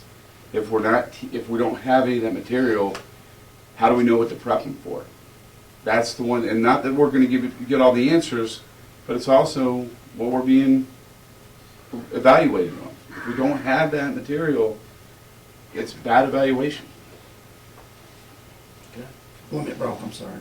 Sorry, Steve. VLAX thing, is that geared to Common Core? Virtual Learning Academy Charter School, VLAX, those courses are developed based on competencies, and competencies are being aligned to Common Core state standards. Mhm. It's the largest virtual charter school in the state. Steve? These are tough. Mm-hmm. They really are. Again, it goes back to information. Just like you said, Mr. Tursi. It's based the foundation of standards. Okay, I want to hear all the standards. I want to hear the good standards, I want to hear the bad standards. I want to hear all the standards. How do you make a decision without the information on the standards? You can't make an informed decision without the information. Okay, so do we want to move that up, or are we gonna want to have that meeting? Go ahead, Bonnie. Maybe we should, with all due respect to all parties, maybe we should need to figure out how many of us already support Common Core. And it's fine to have the information meeting, but I see a lot of work being put in, and some of us already back it, and some of us don't. And, I mean, maybe we need to have a majority, or, you know, figure out so that Mr. Tursi can evaluate his decision. Are you making that as a motion? You just want a show of hands? Maybe just a show of hands. I think at this point in time, we're gonna have a vote to see that the SAU is gonna follow the Common Core or not. And I don't necessarily, I think it's just I don't know. I guess I'm kinda stuck between, information is fine and I welcome it, but a lot of work and effort and monies, just meetings and things like that are being put in, and I don't know if you were already under the impression, Mr. Tursi, that we already supported Common Core. It looks like that may be, and I'm not saying that I don't. I think that maybe he needs to know where we're going. Go ahead, Steve. Well, I only saw a small part of that to have to do with Common Core. So, I mean, the rest of, how do you take a vote before you get the information? We have never discussed in either joint board, or I know we haven't discussed it on the Wakefield board, whether we are following or we are not following Common Core. That has never been a discussion. We've done it in Milton, though, several times. We haven't, and we haven't here at the joint board. You're right, I agree with you. So, how do you take a vote when you don't have the information to make an informed vote? Well, I attended a lot of meetings. I got 2 packets here that are half an inch thick. I've gone to, it's too bad I missed Tuesday's meeting at the State House because I wanted to go. It's entirely up to the board. This is what Virginia, well, I don't know if I want to say this or not. She said it's the best thing going right now. Of course, she has to. Well, but then She has to say that. well, I know, but she also made it, there was a second part of that statement. Till something better comes along. What? Until something better comes along. Until something better, like Mr. Fogg's no child dragged behind? I'm not saying that. I mean, what's better? I mean, what's better? How do you make a vote on when you don't have? My mind is made up. I'm sad to say I haven't done my homework and I haven't heard both sides of the issue. I've heard, I'd like to hear something positive. I've heard more. I would. Steve, the past thing that New Hampshire has been using was New Hampshire frameworks. And believe me, that is a mess. It's very low grade. This is a substantial improvement. New Hampshire frameworks within the country is like terrible, terrible. Okay, I think we need this, settle. I don't think we need to, let's as a board see if we want the people to come. Do we want them to come January 29th, or we do want them to come sooner? I'll make a motion to have them come sooner. I'll second it Okay, for the discussion. so, go ahead, Ann. I'll agree to come and listen to them whenever they come, but we need to give Mr. Tursi a direction in which to go in, like today or tomorrow or the next. It can't go on. The day after they come. The direction that our superintendent is planning and trying to have us take is embraceable. I mean, I think it's a good presentation and a good direction. Just not, during your presentation, I didn't really hear Common Core standards used a lot. You know, you didn't mention it a whole bunch, so I was kind of thinking, this is good without that connection, Right. without that tie that binds. So, you know, Go ahead, Mr. Tursi. I didn't speak to it a lot in the presentation, but if you recall the slide that said effective teaching, and the two pieces under effective teaching was curriculum development and assessment. We can't have the conversation around instruction until those pieces are in place. Curriculum development entails Common Core state standards. So it's the foundation that everything else is built on. And I said earlier, I need to know the direction from the board. I need a vote on it. Whether it happens tonight or happens, but it needs to happen soon, so I can, as I said, put it to bed and move forward. Andy? I don't know how other superintendents have been. Whether they put presentations like this before both boards before. I know what I experienced from our previous superintendent, interim superintendent. But from what I'm seeing then to what I'm seeing now, you have a man that's put direction, focus into our schools. He knows what he's trying to align. He's trying to streamline everything down, trying to focus everything back to where it's going to give these kids an advantage within our two school districts.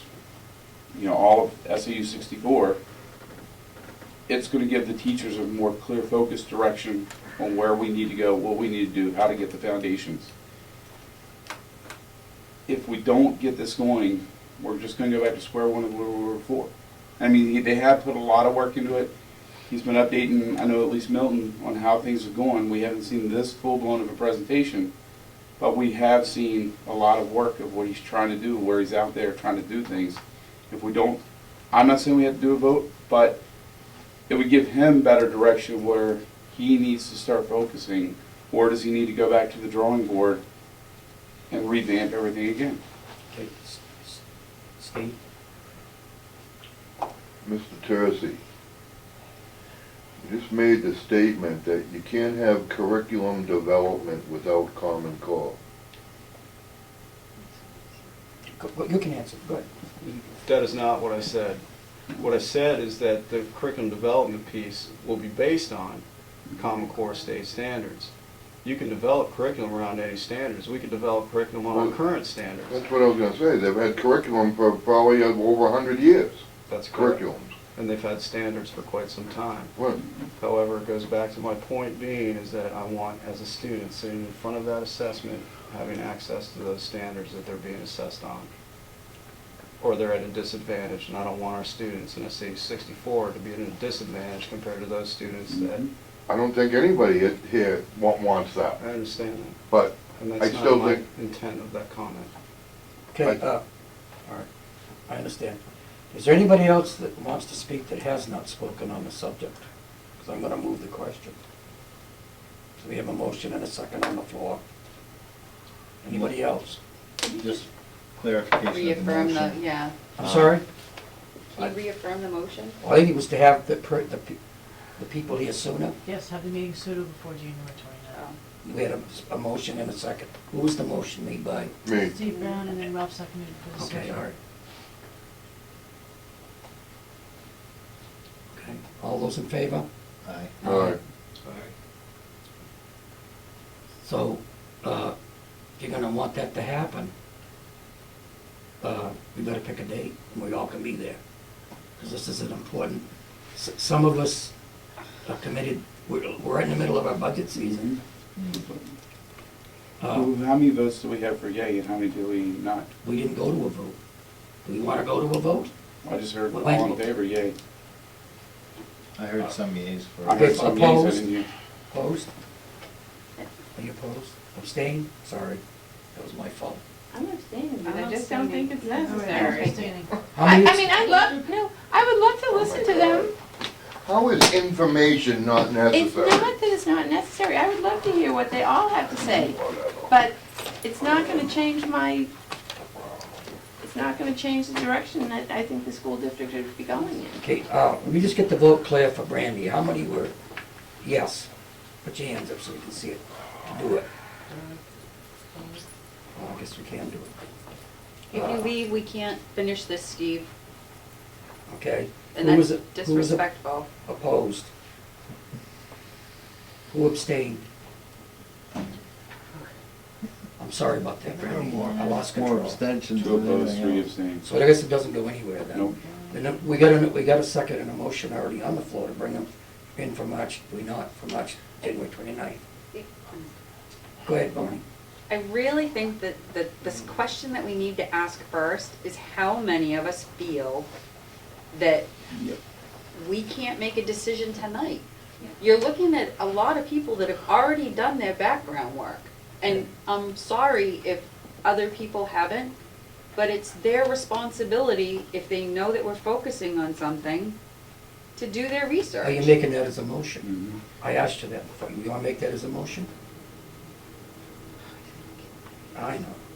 I'll second it for discussion if that's your I would motion. like to What's the second, motion? yeah, my motion is to see how many of us have already made our decision. I'll second it for discussion and Go ahead, Bro. I'm a little confused. I did do some homework, but I would like a little bit more information for my decision. You know, if I had to make a decision tonight, I would go for it, for sure. But it's not bad to have some more information, at least my part of it. And I think that's where Steve's coming from a little bit. Is he dead against it? I don't know if that's the case, or even Ralph, I don't know if that's the case. Well, I- Of that. I'm just thinking that, in my case, that a little bit more information would help me make that full decision. You know, that's why I raised my hand to have somebody come here to, because we talked about that in Wakefield. You know, we had one side, do we want the other side? We did talk about that. We really haven't talked about this at all in Wakefield as far as a group of us. And that's where I think it's kind of dividing us from Milton and Wakefield.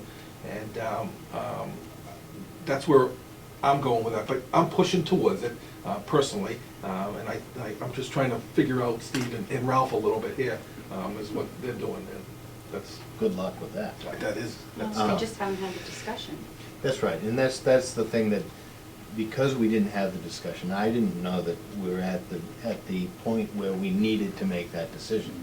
I think if I had been alerted to that point, the critical point, I don't know if we're even at the critical point yet. I mean, I do know time is of the essence, but does that mean we have no time to understand both sides of the issue? So, I mean, the majority of this board is going to prevail, and I would respect that as the democratic process. But I do need to say that, as far as I know, as far as I can recall, in our Wakefield School Board meetings, we haven't really made that decision. Mr. Tursi, go ahead. I just want to make sure that the Wakefield board is aware of why those discussions happened at the Milton board meetings, is because board members such as Mr. Shute were bringing up questions and comments. So I want to make sure that the Wakefield board knows that it wasn't a lack of putting it on an agenda, that I was putting it on the Milton agenda and not the Wakefield agenda. So I want you to There's know no blame, that. there's no blame. Okay, but I just want to make sure that you know that was coming specifically from Milton board members that were attending these presentations and doing the research and asking the questions. So I know, I understand the need for information. I understand that, I really do. I also know that, again, it's the curriculum that you adopt as a board, not the standards. So that's why I was just moving forward in the sense that we're developing a curriculum. If it goes to the board for a vote, then it goes to the board for a vote for curriculum, regardless of the standards. The only thing I want to say about the chairman of the Milton Board, where we had old business, she would let me speak freely, so that was a subject that I constantly was hammering on. I would not let it go. So I have to tell her thank you very much. She had to put up with me. So, I did not feel any blame I'm in not, any way. I just Right. wanted to clarify. that's why we discussed it more than you have. I never suspected that anything was, Just for clarification, I made that comment. Uh, And I think Mr., oh, I'm sorry.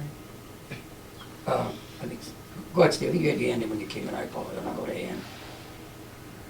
Yeah, is this about education, or is it about the lack of education, or is it about education when it's convenient?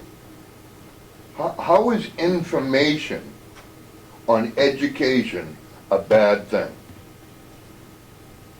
You can't have education when it, by convenience. You can't do that. You need the information, all of it. Ann? The way I understand it, boards don't have to individually vote whether they're going to accept the Common Core standards. What we have to do, You get information. the superintendent is building the curriculum. He has let us know that he's building the curriculum based on the Common Core standards, and then we vote on that. How do you vote on something that you don't have the information to? It's education. When you receive information, you're being educated. Is there a problem with education all of a sudden? Let's just look at this, Steve. Say we don't adopt the Common Core standards. 'Cause We have our own standards now that are even better.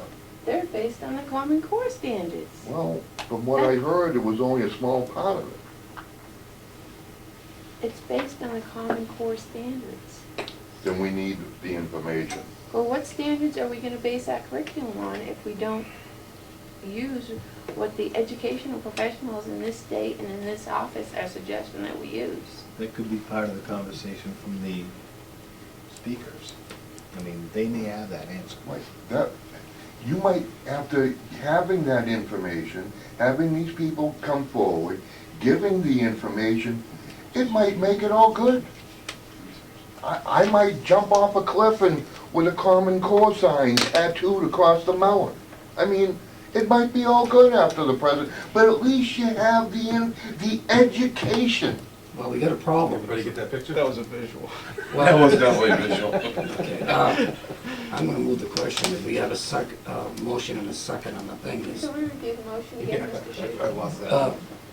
we're gonna show of hands of everybody that's ready to vote for, Common Core, in favor of it.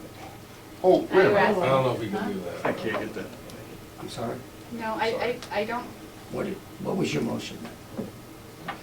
I made a motion to see, How many board members were already have all the information? Information. already required? have all the information that they need to make a decision. I'm not saying I don't want more, but Okay, how many of us already have Okay. done the research and have the information we need to make a decision? and then I misunderstood your motion, I apologize for that. Yes. All right, okay, you've all heard the motion, we had a second. Point of order. What's the- There was already a motion on the floor. We did that though. We did it when you. We did that though. It wasn't there. Give the count, please. What, you did vote on? Yeah, We you, did, but I didn't get Yeah. yours. Ralph, Doug, and Bob wanted more information. Andy was opposed, and Donna and Bonnie abstained. so it didn't go anywhere. You abstained by walking out. No, I didn't abstain. I can't abstain. You I'm also not voted here. against, I believe. Well, Did all you right, vote against or for? okay, Against. who of us, She voted against. okay, who of us here is, say that again so I've got it right. I would, Have all the I'm not information saying that we you don't need more information, but how many of us already have the information that we need to feel comfortable with the decision that we need to make? Okay, Mhm. that's the motion. All those that have, Ralph seconded it. yeah, okay, all that have done that, some homework, raise their hand.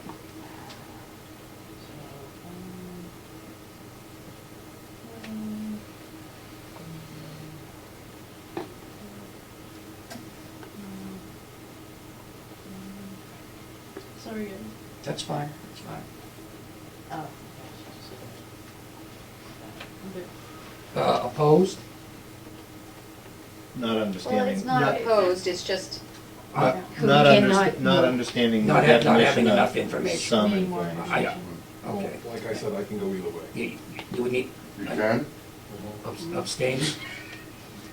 Okay, I don't do because I don't have a motion. The only motion I think I have is to bring her in for the 29th. So you abstain?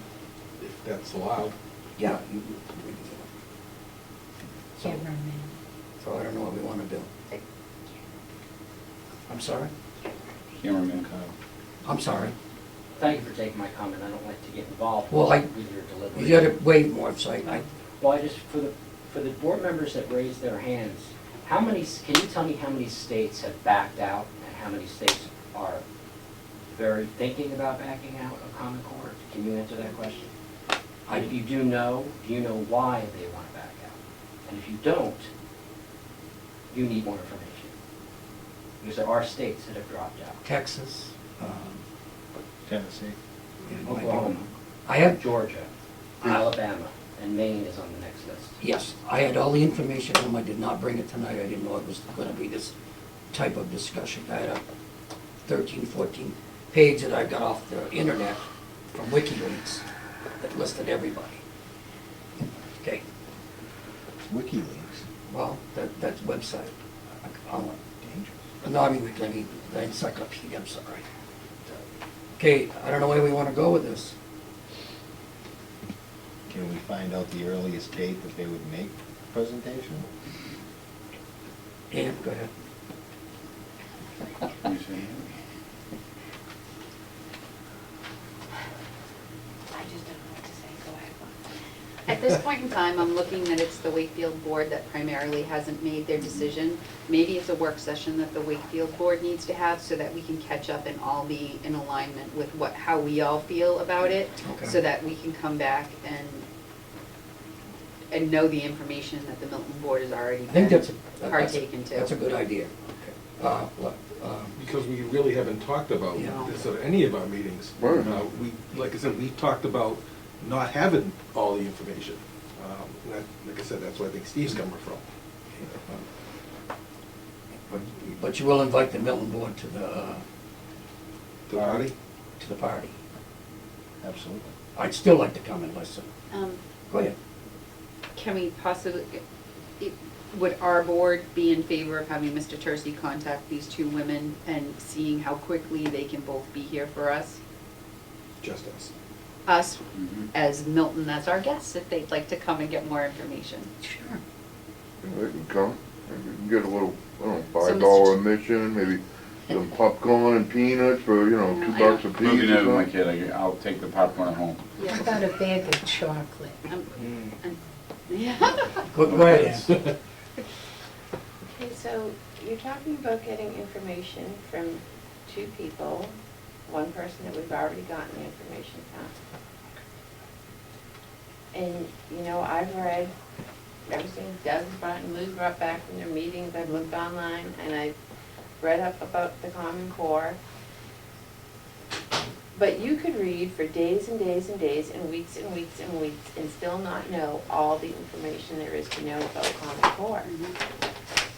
And in my opinion, that's why we have educational professionals advising us what to, I'm not an educational professional, and I agree. if I'm being advised to do something by someone that I respect and trust, and that's the way I'm going.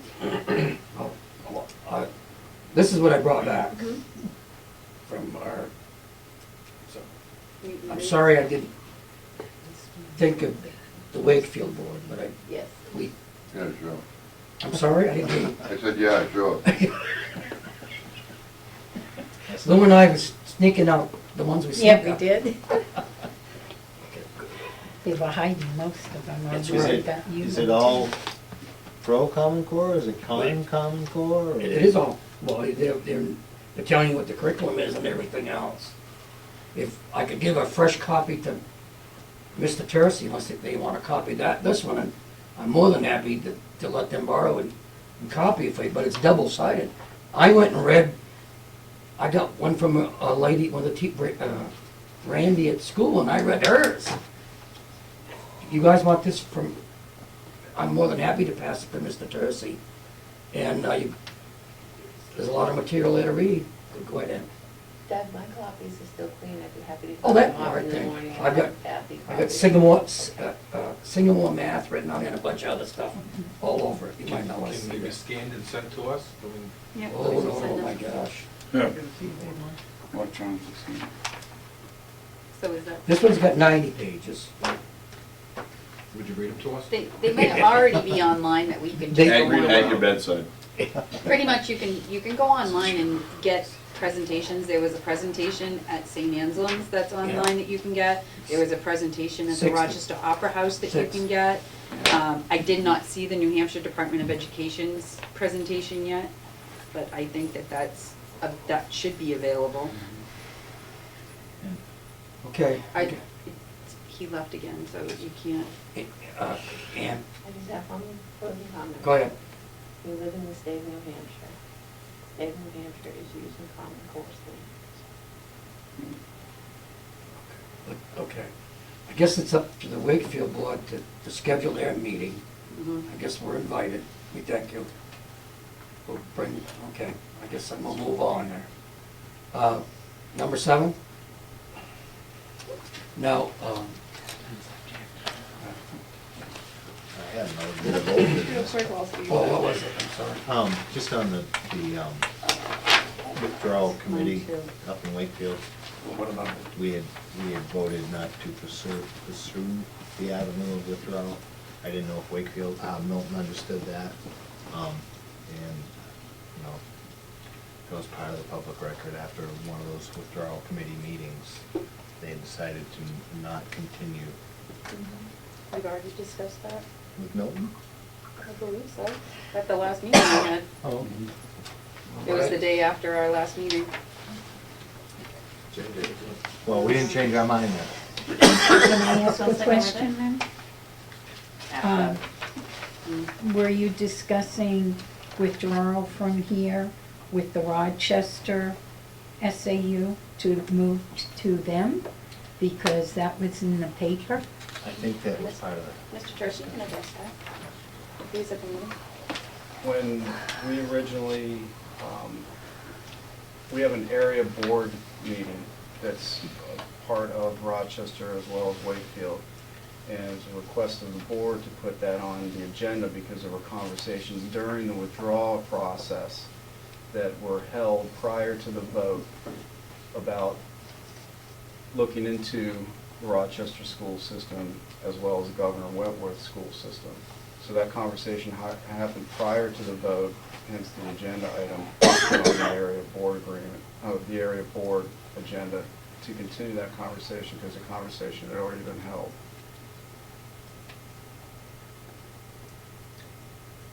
I guess I didn't get that. I'll just go- So you're not looking to go to Rochester SAU? They have agreed to form a committee Right, and so did you. to investigate it, to see if it's something that's workable for either district at this point in time, because although at this point in time, we've agreed to not withdraw from you, we were kind of a little nervous when you put it on for us to be withdrawn from you. We weren't anticipating that from you. So we went on the defense.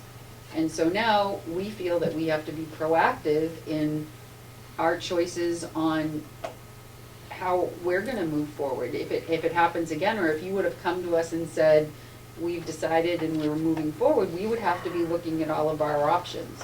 So we're forming a committee to see if that's even an option at this point in time. I think what happened is that, what was that word we're using now on our board? We allowed things to fester and we Yeah. should have brought them to the surface. Yeah. That wasn't a unanimous vote, No, it wasn't. okay? And We didn't know that. well, it was in our, okay, all right. It's in the minutes, I understand that, but we still have to move forward. I understand. We still have to find adequate high school education. And if our area agreement, if they're not willing to alter their area agreement with us, so that, because we have students that want to attend different schools. So in that, we're Mhm. also gonna form a committee to see what other avenues we might have. It doesn't mean that we're gonna take those avenues, but we need to kinda know what's available to us. I've had 2 students ask if they could go to Milton, to Newton. Mhm. Let me, Ann, you got your hand I guess it's just a little bit confusing if you don't really understand the reason, because like Ralph just said, the search committee voted not to withdraw, correct?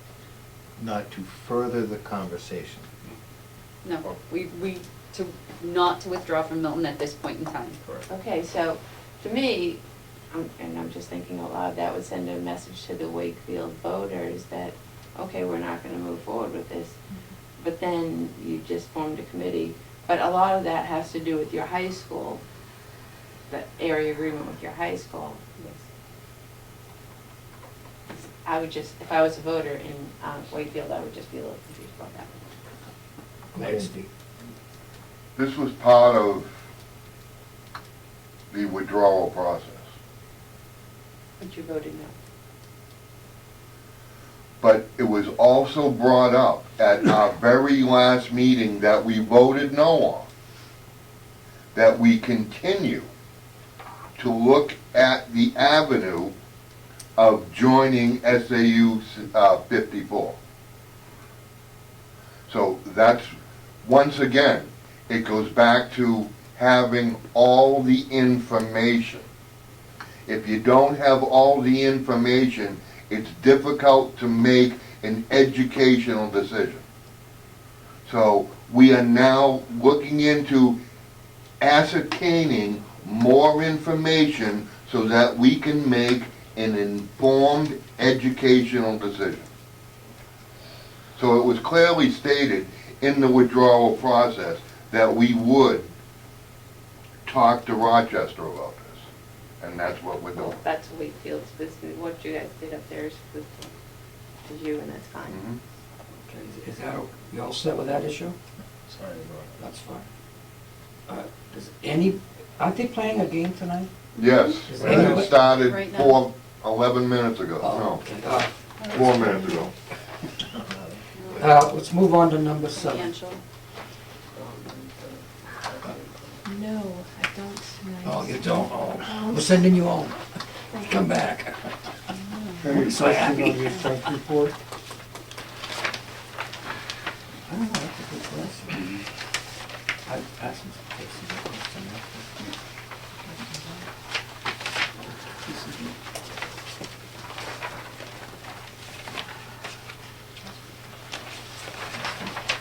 Is Rochester adopting the Common Core standards? Yes, they are. Yes.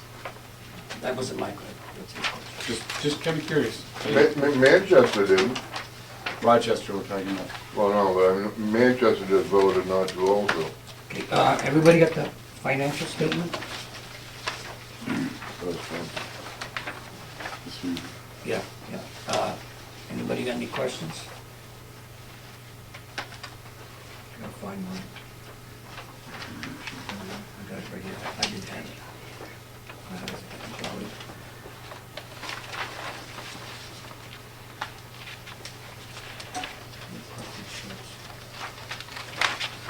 The only question I had, looking at this budget for this year, if you look at the health insurance line, we have everything's been encumbered for this year. The health insurance is over budget because we had people come into a district that took the family plan, But, which wasn't budgeted for. okay, but I did notice next year, in our proposed budget, we had a real big increase In the health insurance. line. Right. I think it went up to 101, was it? Yep. $11,000 more. Okay, I was just curious. So are we expecting an increase next year? I'm going to an annual meeting on Monday, we'll discuss with them, but they won't make a decision until they meet with their board. Okay. So we'll have a decision before the budget process is over, but I probably won't know until around the 15th of November what the actual rates will be. Oh, okay, all right. Thank you. Anybody else have anything else?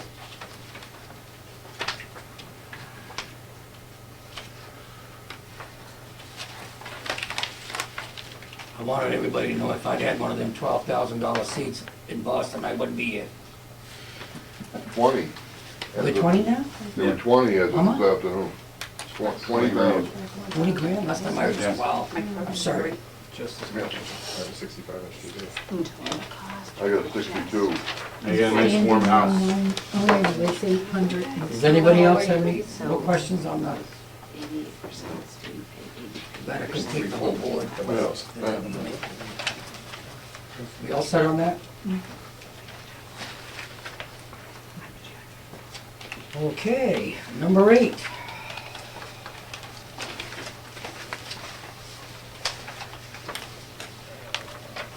Okay, this would be for setting the salary line. I think Mr. Tursi wanted to make a statement before we get started on part of the process. Sure. Mr. Is that what you want to do? We want to do it later? I could speak when we start talking about benefits, if you will, but I could talk about what's going on in your packet currently, is you have the full budget, but you also have, as requested by the board at our last meeting, the 0.5% increment increases, or adjustments, I should say, for the SAU staff. So we currently have in the budget 3% increase for salaries. The board requested that we break that down by half. So you have a half, what starts out on that salary and benefits schedule, starts off with your, what's current, then the salary with 3%, will show you what that increase is. Salary with 2.5, 2, 1.5, 1%, and ending with the 0.5% increase. For your discussion around salaries.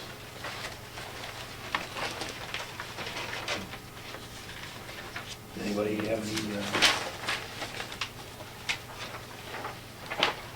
questions, ideas? Now, this is just for support staff, then, these increases. This is for the entire SAU staff. For everybody. Administrators as well as support Oh, okay. staff.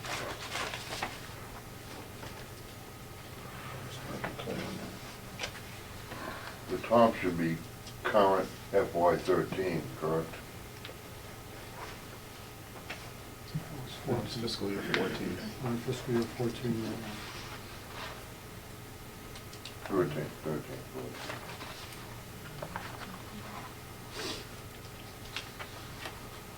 Bottom line, 0, 0.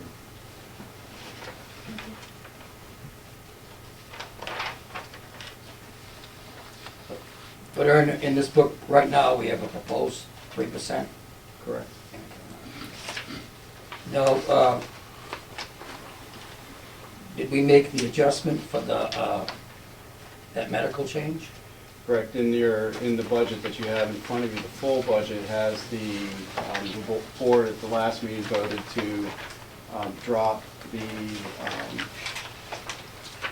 the support staff health benefits for a single plan to 95%. So this budget that you have here in front of you reflects that 95% on a single plan. Sure. Yeah, go ahead. I do want to express an opinion based on that. When that vote was taken, I was unaware of that there was, in prior discussions, particularly at Wakefield, when there was a decrease in health benefits, that that was applicable to new employees, not current employees. So we had employees that were grandfathered in, if you will, at that point. I do feel that if we're having discussions around support staff and reducing their health benefits, that we should be looking at an equal process, particularly when we're talking about support staff salaries. And my concern is that we're looking at a very small percentage of support staff that are being impacted by that vote compared to the number of support staff that we have throughout the districts. So I'm hoping that is a consistent conversation when it comes to support staff salaries, and it's not just at the SAU level. But that grandfathering clause was only in Wakefield's contract then. Is that not right? Not in a contract, I believe it was a discussion around it at a budget work session, But we, and I believe it. but we never did that. We didn't grandfather our teachers during the contract negotiations, did we? No, sir. No, sir. Again, these conversations around support staff are non-contract employees that are under an agreement, master agreement. So I just feel that the conversation should be around an equal platform when it comes to employee groups, such as support staff. And I wanted to raise that point tonight because I was unaware that this conversation had happened around support staff at the Wakefield board a couple years ago, and it's a similar conversation that we had at the joint board meeting the other night. And I know that the Milton board is having conversations currently around support staff salaries, and I'm hoping that we're looking at consistency, so it's not just the SAU staff that's seeing that impact, or any impact at all. So what you're trying to say is, in the future, anybody else that comes in will be paying the 5%. That's what you're looking to do. Well, the board already made the vote to go to the 95%, so that grandfather piece, you would have to rescind that vote and bring it back.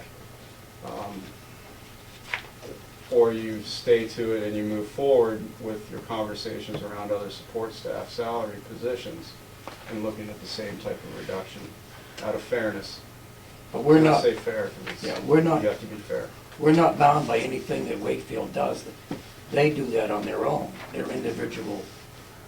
And they make their own decisions. How they negotiate what they do up there is basically none of my business. Our problem? No, I didn't say that. I said none of my business. I would call it our problem. No, I didn't say problem. I don't have that. But that was also, how many years before this current board was seated? 2, correct? Mr. D'Agostino? 2 years ago, yeah. Fiscal year 11, 12, I believe we decided. Hopefully we can change our attitude. Well, I think I alluded last time to the fact I think we definitely need to work on our benefits programs for the people in the SU, because there is no consistency here at all. And it's I think we need to have consistency in the SAU, even within the employees of the SAU. Go ahead. And my point being is that there should be consistency throughout the districts, not just focusing on the SAU. Go ahead, Steve. So what are you saying Wakefield did a couple of years ago? When they, sorry, Mr. No, you're free. No, you just, My understanding is that that the discussions for reduction of benefits for support staff, there was a reduction for support staff in a budget work session, that within that work session, it was stated that it would apply to new employees and not current employees. is that true? I don't know. Andrew? Well, what had happened is, some people were getting 88%. What they did is they took and reduced it to 85%. At that time, that's what the teachers were getting. But they grandfathered the current staff that were already getting 88%. We still have people, support staff in Wakefield, getting 88% of their insurance paid. And only new employees, it's at 85% on the support staff side. And that was a decision voted by the board during, as Mr. Tursi said, during a work session, a budget work session.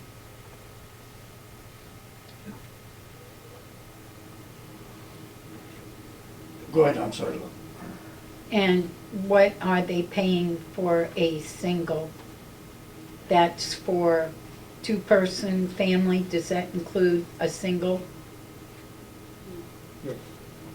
So you've moved your single down to 85% and they gotta pay 15, where we've only started to look at 5. So they only move the new employees, not the existing employees.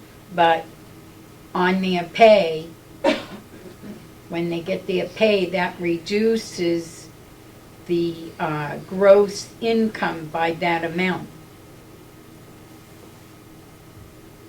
Or was it 3% change, went from 88 to 85%? No, I mean, our 5% for a single plan going, that they have to pay 5%, also reduces their gross amount by that much, so they're not taxed on that amount, which also reduces in technicality as how much they actually have to pay because it comes off the tax. It's federal taxes, yeah. Absolutely. They're not Thank FICA- you. They're not FICA taxes. Thank you. Now, does this mean that, Mr. Tursi, that you would want to adopt what Wakefield has done for benefits for the staff, the new ones coming in, down to the 85% for their medical, the new people coming in? Is that what you're saying? No, sir, what I'm saying is that we should be treating our SAU employees equally when it comes to making decisions around reduction of benefits compared to other staff members. And when we talk about, what the type of votes that are, or the type of comments or recommendations that are made at the Wakefield level might not apply to Milton, but when you're together as a joint board making decisions on a joint staff, which is your SAU staff, the philosophies and decisions that are based on each board come to that joint board.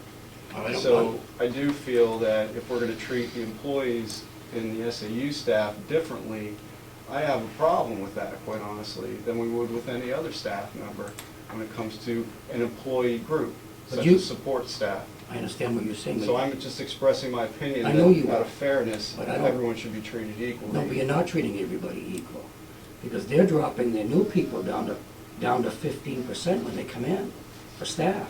So you're saying you don't want to do that? My point is that they had grandfathered people in But from you- that reduction. You want one thing one way, but you don't want it the other way on the same issue. Go ahead, Barney. I'll go to Ralph after. If I'm hearing what you're saying and I'm clarifying this, is that you would like to grandfather the staff you have now, and new people coming in would be treated with the reduction. And that's what you deem to be fair in relations to what's going on in Wakefield and in Milton. It would be fairness to this office as well. Is that what you're stating? Yes, that's one point. The second point being is that if that's not the case, then make sure that we're having the same conversation around the reduction for the same employee group throughout the districts. Okay. So if we're reducing to 95% for support staff in the SAU, we should be looking at that same reduction in Wakefield and Milton for support staff. I'm not advocating for that. I'm not expressing an opinion as to whether that's right or that's wrong. I'm expressing an opinion around equality when it comes to reduction of health benefits for an employee group. Ralph, go ahead. I think I understand what Mr. Tursi is saying, and I think that one of the problems in Wakefield has been the idea that some people have some benefits and other people aren't worthy of those same benefits, and I think that may have been an attitude they carried down to the joint school board meetings. And maybe that was the whole reason for Milton and Wakefield being uncomfortable dealing with each other. I mean, it just seems to me that the history in the old Wakefield school board was, we like this, so we'll give this to here. We don't like this, so we'll treat this differently. All right. Steve, you had your hand up first. I'll shut speak. Go ahead. Yeah, well, you still have to compare apples to apples. It's my understanding SAU support staff is at 100% currently, correct? The other people in the school, they're at 88 or 85. Not what school? But they're not the same. So you have people at 100, and then you have people at 85. You have to be able to compare apples to apples. These people were already making 12% less. They took an additional 3%. People here are still at 100. 15% more. You have to compare apples to apples. And they're not apples to apples.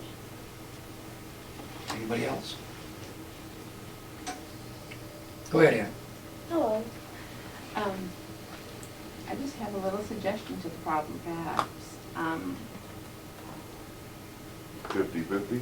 No, I understand Mr. Tursi's point about fairness and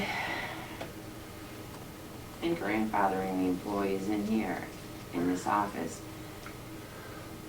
Could we not just, the reason I would go along, I voted against it at the last meeting, the reason I would go along with it is to protect the school districts in the future against increases to health insurance. I did not think that the employees involved should have to take a hit. So an answer to the problem is just to adjust their salaries for next year to cover that first year increase, and then in the future, they would still be paying their 5% next year, but we're picking it up by increasing their salary, and then in the future, any increases will be covered by 5%. But I have to agree with Steve. This is not a fair comparison. And I have to agree with Steve, because if we're only doing part of what Wakefield did, if we did the whole thing, then I'd be saying we're being fair.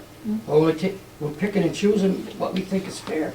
If we're gonna do one, let's do the 85%. Pass that to Mr. Tursi, please. 0.5%, 5%. One year's at 0.5%. Anybody else? Bonnie, go ahead. Have we had any discussions on forming a committee to look at the Yeah, we did benefits? last time. I understand that, but no one called to say, hey, who wants to be on the committee? Well- And so nothing's been done, so it's been another month and nothing's been done, so maybe this is an area that we have to look at. There definitely isn't, and I must agree, some people had some confusion the last time we voted, and they voted a certain way, because maybe they misunderstood what I was talking. So I think there is an inconsistency in benefits across the board. Well, we both have separate collective bargaining agreements, and we both negotiate the teacher contracts in different ways, but Yeah. I guess we have to come up with some formula that represents both contracts for our SAU. And there has to be a happy medium. It's gonna have to be somewhat apparent when you lay the numbers out Yeah. where we need to be. See, And I don't necessarily know why, health insurance is expensive. And I know our educators and our administration are doing one of the hardest jobs there are. I know they have student loans, I know that they have families, and I know that benefits are important. And the economy seems to be picking up. I would love to get 100% of my benefits, but I don't. If someone said, you gotta pay 15%, I would jump up and down. Because when you pay 100%, there's a big difference, and you still might not have the great coverage that you all are afforded. So I think that you need to, it shouldn't be a class issue, it shouldn't be it shouldn't be there should be some formula that we can come up with. Do you know what Social Security said on the radio today? They're gonna only get 1.5% a month, which is gonna equal $19 a month. Yeah, we're getting decreased. On 1,200. Yeah, I read that information. 1.5%. So there, You're talking about COLA? No. benefits. Benefits. That's what's been adopted. That's what it's gonna be for the people over 65 next year. That's For an increase. a cost of living Yes, adjustment. that's what it is, only 1.5%.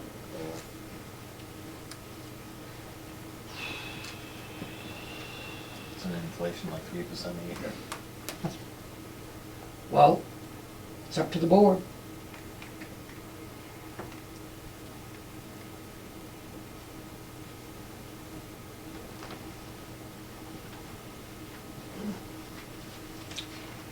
Now, I guess the next question is, what do we want to get for a pay raise across the board?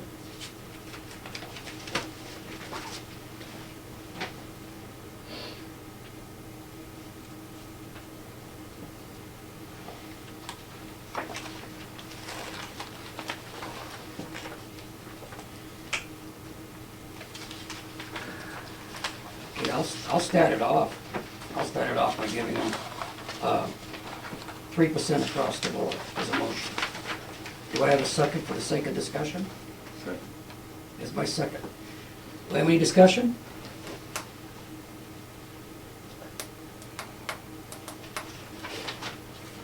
Can I use your calculator for a minute?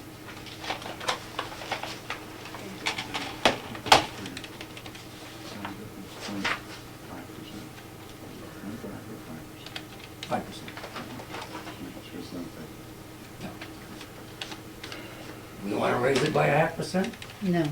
Okay, I'm just asking. Get some discussion here.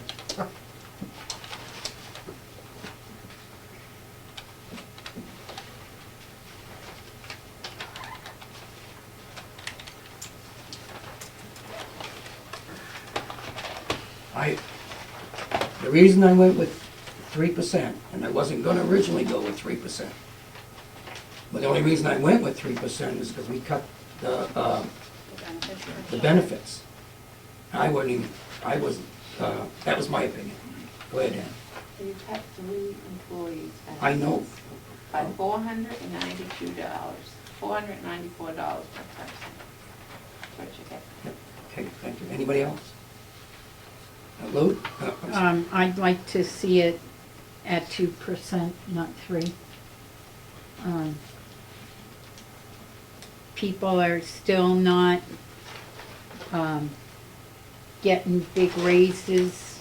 Yeah, it's improved a little, but not a lot.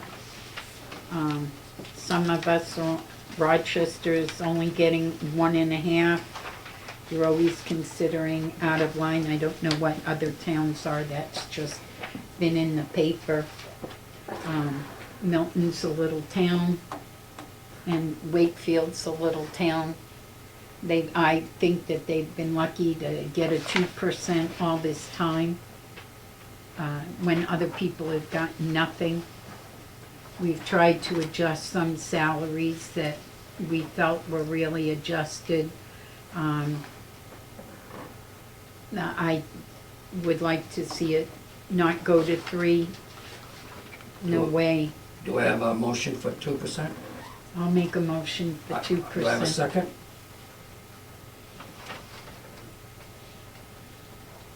Second after discussion.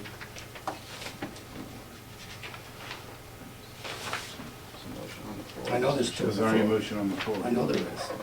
I'm not getting, So, well, is a motion to amend that motion you want to amend it? Sure. to 2%. You want to, who was the second? I'm sorry. Steve. I was. You want to amend that to amend my main motion? For discussion, yes. Okay. I think I got to vote on the amendment, don't I? Mhm. All those in favor of voting on the amendment? Aye. Say aye. Opposed? Well, the ayes hold a hand up, so, Can you clarify what we're doing? well, we may, Okay. we're Just amend No, it. It's going great, so we've gone from 3% to we're amending 2.5%. the To 3% 2%. to 2%. Voting on whether or not it should be amended. So you're voting to amend your 3% motion. To 2%. But we're just voting on discussion, we're not Right. voting on anything else. We're Right. going after for discussion, after we make the adjustment. I just don't understand why you think that a 3% raise, I mean, are we just gonna give them 5%? I Okay, mean, come on, we're not getting that kind of raise. We're not, people. This is coming out of our taxes. And it doesn't come back to the individual town if somebody gets done. because it just goes into the larger fund balance for the SAU. I'm not saying they don't work hard, but we all work hard. We've all taken on big responsibilities. We try to adjust salaries where we can, but it's not going to happen all over the country yet. We're not making 5 and 10. I mean, how do you think our voters are going to feel? Oh, well, we gave them 3, but we may not give our school 2. Well, I got an amendment to the main motion. You can make amendments. All those in favor to going to 2%, raise their hands.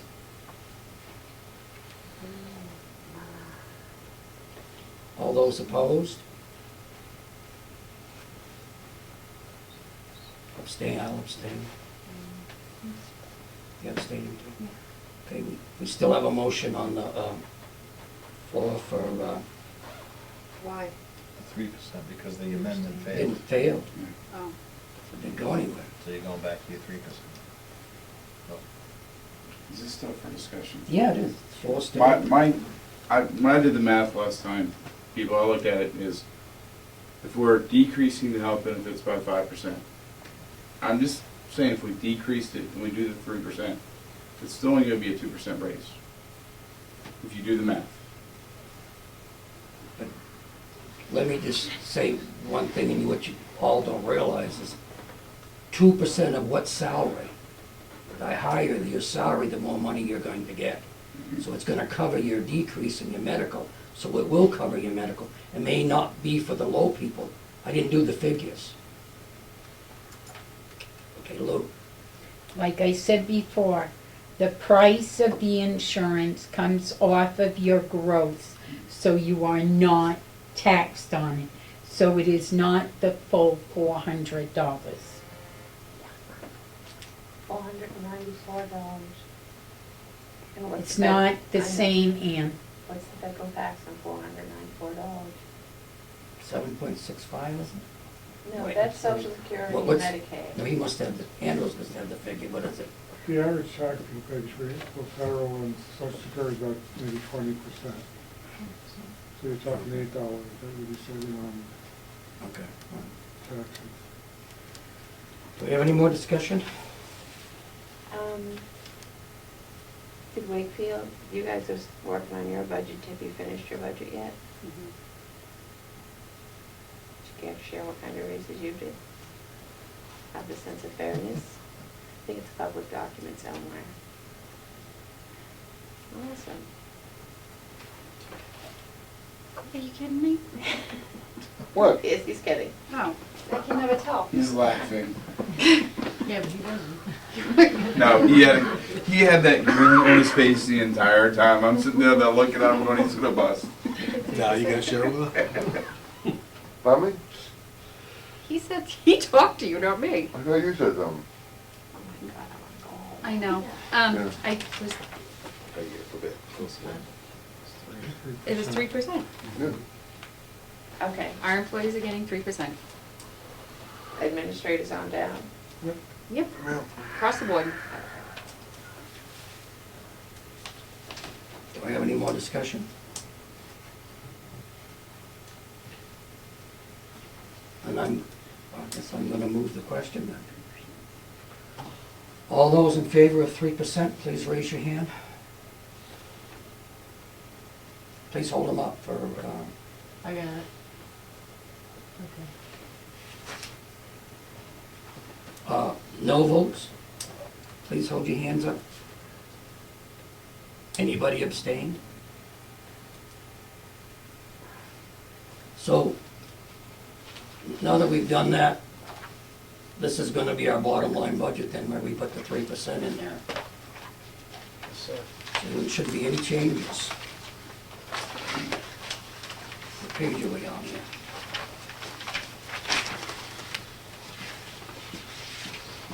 So we're actually saving, do I have a motion? Make sure I'm right here. About 929,110, is that the figure? the budget for the SAU 64 for the year of 2014 to 2015, I'll make a motion that we accept that amount. We have a second. Go ahead, Andrew. Keep in mind that amount might drop once we get the actual medical rate. So we'll just put it back in that slush fund, or what do you call Three it? lowest employees, right? I'm sorry? That are getting the hit. $494. Can you bring that up? I'm sorry? What's that? Mr. Chair, Go ahead. for discussion, and this may be the wrong time for discussion, I guess in looking at the numbers across, I'm concerned that our lowest 3 employees in the SAU are the ones taking the hit. The one that make the least amount of money, it's $1,500, right, for all 3? 1,482. I think that we need to be able to be planned, and I think that maybe in haste, we made a decision at the last meeting that we didn't research and we didn't think through. I don't think that the 3 employees in this building should be penalized for our lack of planning. And that's something that we should be moving forward and having a committee before it takes that effect on them. And it's not big money either way, but I think it's What I was the think it's a total principle. amount? There's a point behind it. There's a principle and there's a point. No.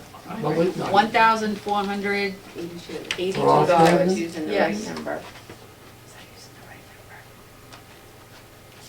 I'm sure Mr. Tursi could cut that somewhere in his budget. We'll just cut a check. Mine's your budget. I know it's our budget, but somewhere, Well- things could maybe not get spent You know, but $1,400. that amazes me when that happens. Even when we're in the year during a budget, we can always find money for a certain project that we like. I'm not saying this is a bad or good project, but that always amazes me. We go to the budget committee, we say to them, this is bare bones, this is what we need, we can't go without it. But it always amazes me. I'm sorry, I need to be looking someplace I should be looking into, that's not a problem. That we're able to find the money within the budget. And it don't happen once or twice, I've seen it happen 3 times. So, that's up to the board. I said to change it. I have a motion and a second on the floor to adopt this budget. Can I just ask a question for Andrew? So, if we were to adjust the salaries for those 3 employees to cover that $494 for the first year there, that would bring their salary up, and then next year when we got an increase, they would have to pick up the 5%.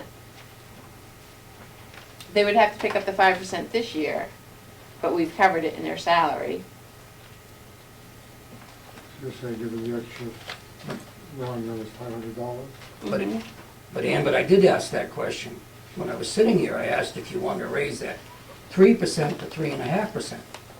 For everybody, we're just talking about 3 people. No, I asked that question, but I didn't state for who. I didn't see any, for the sake of discussion. That's okay. I I thought like you meant discussion. across the board. Yeah, that's. Well, I mean, I said that, but somebody could have said on this board, oh yeah, we could do it for those 3 individuals. But doesn't that go back to Mr. Tursi's point about picking and choosing who we're... Yeah, that's not good. Yeah, go ahead, Steve. Speaking of picking and choosing and making it fair and equal for everyone, but you're not doing that with this budget. Because within this budget, there's 2 people who are getting a 9% raise. Now, how are you're only gonna give 2 people a 9% raise, but you're only gonna give everyone else a 3? You can't, how is it that it's good this way, but it's not good that way? I don't get this all, make it fair and equal and nothing in, it's not fair. for everyone. But I think we made a decision, I know what you're saying. We made a decision in order to, be careful how I say this, to bring on some staff, or to keep staff. We as a board, as a whole, made a decision on a salary to pay. But it's not equal. I agree, I'm not saying it was, it wasn't. But it was done as a board, as a board. There's not, you're right, you're right, I agree with you. There's not fairness here. It was done in the best interest of the district. I'm not, okay, I'm not, go ahead. No one that is currently employed by SMU 64 is getting a 9% raise next year. Cumulative, year to year, they are. No one that is currently working in this office for next year is getting a 9% raise. From July 1/13 to July 1/14, 9%. The position did it, not the person. Oh, okay, yeah, the position. That's what I. There's a big that's- difference, Well, that's Mr. what I Brown. said the last time. Yeah, I was talking position. I'm not talking, and that's what I'm talking now. I'm not talking personnel, I'm talking positions. So how is that fair and equal? If you're gonna give a certain position a 9% increase, but another position you're giving 3. How is that all fair and equal and all rosy and everything else? It's not. So how do you you can't, it's gonna be the same for everyone. You can't say, well, let's do this for these people, but it's not fair for those, so we won't do that. I mean, it's not fair. Move the question? Oh, well, I'm gonna let Ann answer, because she got her hand up. Okay, so. If the salary was not right to begin with, it's never gonna be fair. We fixed the salary for a reason. To bring in good people to work for our school district. But that's what the budget process is for. And that's right where we are right now, and do you wanna fix it right now? No. You're not gonna fix it right now. Okay, the question's been moved on adopting the 929, 110, is that correct? For 2014 to 2015? Okay, when you put your hands up, please hold them up so Brandy can get your motion, your hand. All those in favor of 929, 110 for 2014 to 2015, please raise your hand.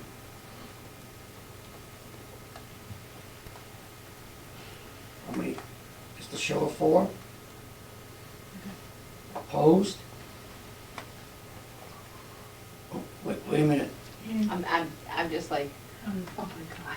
Wait a minute. Okay. Okay. Wait a minute. How many is it? 3 of, oh, It's 5. Four. 5. 1, 2, 3, 4. 5. Emery. Emery Courier. Yes. 5. Do I have anybody that abstained? Well, I guess we don't adopt the budget. What do we want to do, people?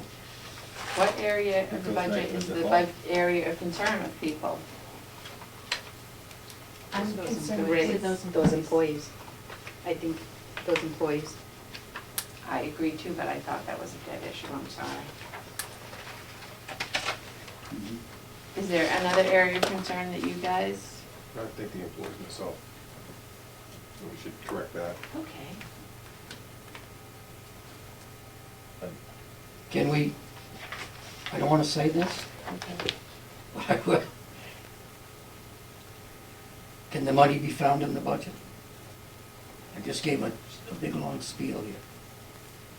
Oh, well, do you think we'll save that on the medical? It depends on what they come in, especially the 9% increase. Can we just rescind the motion? Can we just? We've already voted on it, it's dead. No, I didn't understand the question. Yes, I did. can we rescind Yes. the motion of the Wait a minute, last I'll let you meeting? have it. Okay. I'll go to Andy and then Ralph. One thing I'm gonna look at, and my thing too, I thought the employee issue was a dead issue. The one thing I'm looking at is, if we look at the adopted budget from 2013 to 14, I know we're not 2 towns made of a ton of money, but if you look at the difference of $25,844, we're already saving $25,000. could we somewhere as a cooperative group do something, because I know how tight budgets can be. Trust me, I've lived it, I still do. There's some way we can find to help certain ones out. And what I'm hearing is only, not even $2,000, $1,500. $1,500. Ralph? I just, if we don't adopt this budget, wouldn't it go back to the default budget of the additional 25,000? No, it's gonna be the budget committee's budget. They just determine the default budget, not ours. They did. Bonnie? I'd like to make a motion to rescind the last vote of last meeting, doing the 5%, and move forward with a budget of, what was that number you just gave me? 15, adding 1,500, so 930,610. Say it again, please. I would like to make a motion to rescind the vote of reducing the 100% to 95 and move forward with a budget of 930,610 for the fiscal year. You mean to 95 to 100%, not 100 to 95? Yes, keep it Now, at 100%. when you voted originally, did you vote in the yes? Yes, you did. I did. Okay, that's perfect, legal. And so I'm asking to rescind that. Now, anybody- Yes. Did I put the wrong number up? But Andrew just made a good point, that the total and the budget we had last time still has the 5% in there, so that would be the number to use. Okay, and can you give that? 930,513. 930,513, and rescind the motion of the last meeting is my motion. Now, anybody can second it, even if voted no. Do I have a second? I'll second it. Okay. Second discussion? Well, wouldn't it be, how is that not picking and choosing again? It is. You can, I guess I didn't understand fully that it was only going to, if you look at the whole SAU office, when I made the decision I made, I didn't realize that it was not across the board, that, because we don't know, if you look at this paperwork we're given, we don't know as board members who takes what insurance policy. right. I don't know. So it's very difficult. I mean, if someone's making $85,000 or $75,000 and they have to come up with 5%, that's, and I know it's only $500, but $500 is $500, and I guess I would rather plan. I would rather things to be more methodical and not done in haste, and I feel that I maybe didn't make a good choice. You're perfectly right in what you said. What about the support staff that can't afford to buy any insurance at all, because if they bought insurance, they wouldn't have a salary? They're gonna pay 20% now. That's what according to your Obamacare is new- for. That'll take care of them. I'm just curious about how I don't that's- think that that's the issue. I'm thinking of this right now, and I think that that's something we're going into negotiations with. I don't know. I don't have the answers for everything. In my gut, I feel like I made a decision in haste, so I'm trying to make it so that I feel comfortable with the decision that I made. And- Things get confusing sometimes in this room. It's not always clear cut what's going on and what motions, it's not always clear cut. Probably the And last time sometimes we'll it's have a very chairman. difficult to understand everything. So, as a budget committee, as a joint board, we can't make an increase to that operating budget line without, Oh, she's done, That's what I did. Bonnie has done it. That's what I did, It's Mr. for Fox. us. but compounded with the rescission. I think usually rescinding a vote or a reconsideration of a vote, doesn't that have to be done nearly, Not rescinding, no. Reconsidering has to be done immediately. okay, Rescind can be done later on. Okay. But it's the person who either, one, on the positive or negative, can bring it up, if they've changed their mind. Now, anybody can second it, Prevailing side, win or lose. prevailing side. If you lose and you won because you lost, that person can bring it Because up. that's the prevailing side. Yeah, they want to make it a yes. So Bonnie's legally right on what she's done, under Robert's rules. So, does everybody, I don't want no confusion now. State your motion one more time for everybody, so I don't want nobody to leave here with confused. I would like to make a motion to rescind the motion to make employees pay 5% of their benefits for 100% plan list for fiscal year 2014, 2015, and move the budget for $930,513. Is that figure correct, Andrew? Now, the only problem I have with that, what you've done is done legally, but we've made two motions within one motion. You're rescinding one thing, and then you're asking to adopt something else. I don't know if it needs to be done separately. Anybody got an opinion?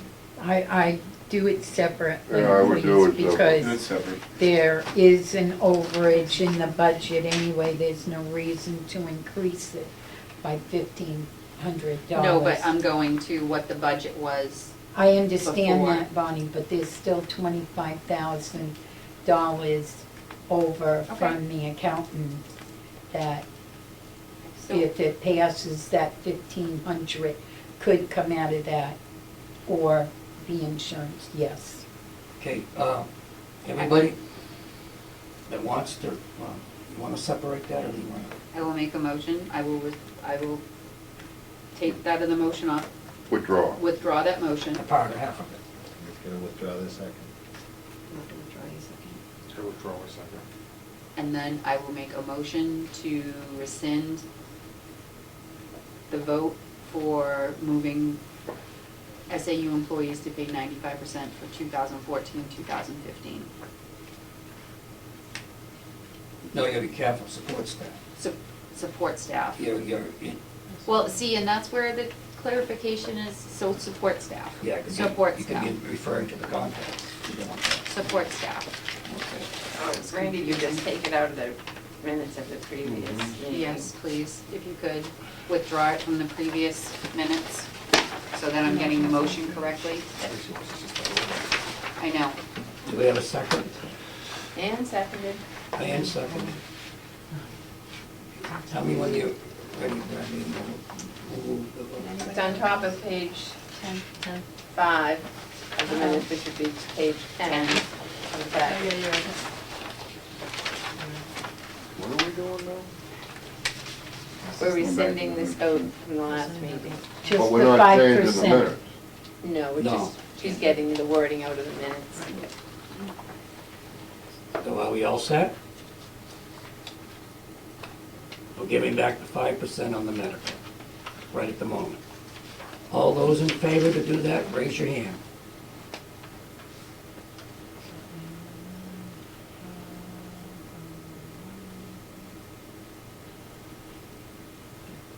All those opposed?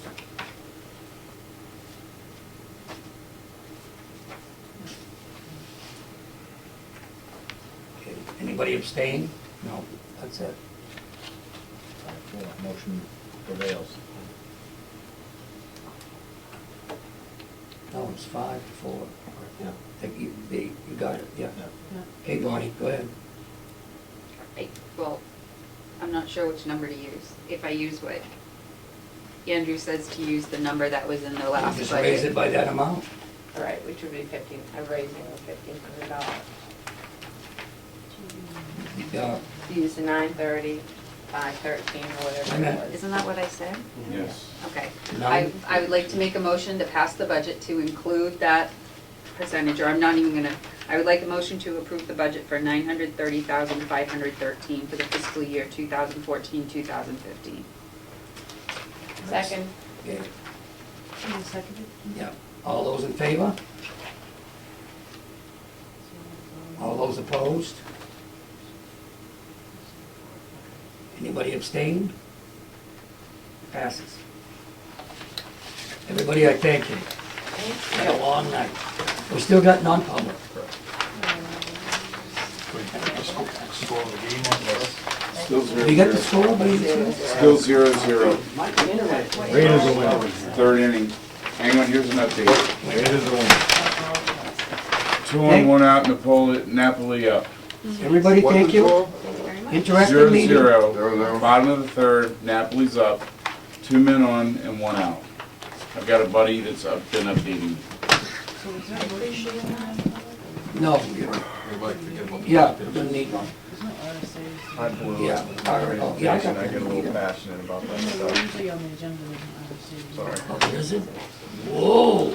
Do we have a I'll make a motion to go into non-public, I don't know what, I'll There's second. no RSA stated. Know which RSA is going in under, what business? 1-3C, isn't it? Two, To C. B and C. Oh, no, they're just B. just B, Who made the motion? what's that, resignation and nomination? Steve, and I second it. So Steve motion?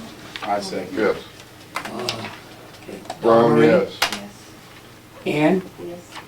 Steve, Yes. Bob, Yes. Bonnie, Serious. serious? Crone, Doug, aye. Okay, we're in non-public, I guess we gotta give him a chance. aye.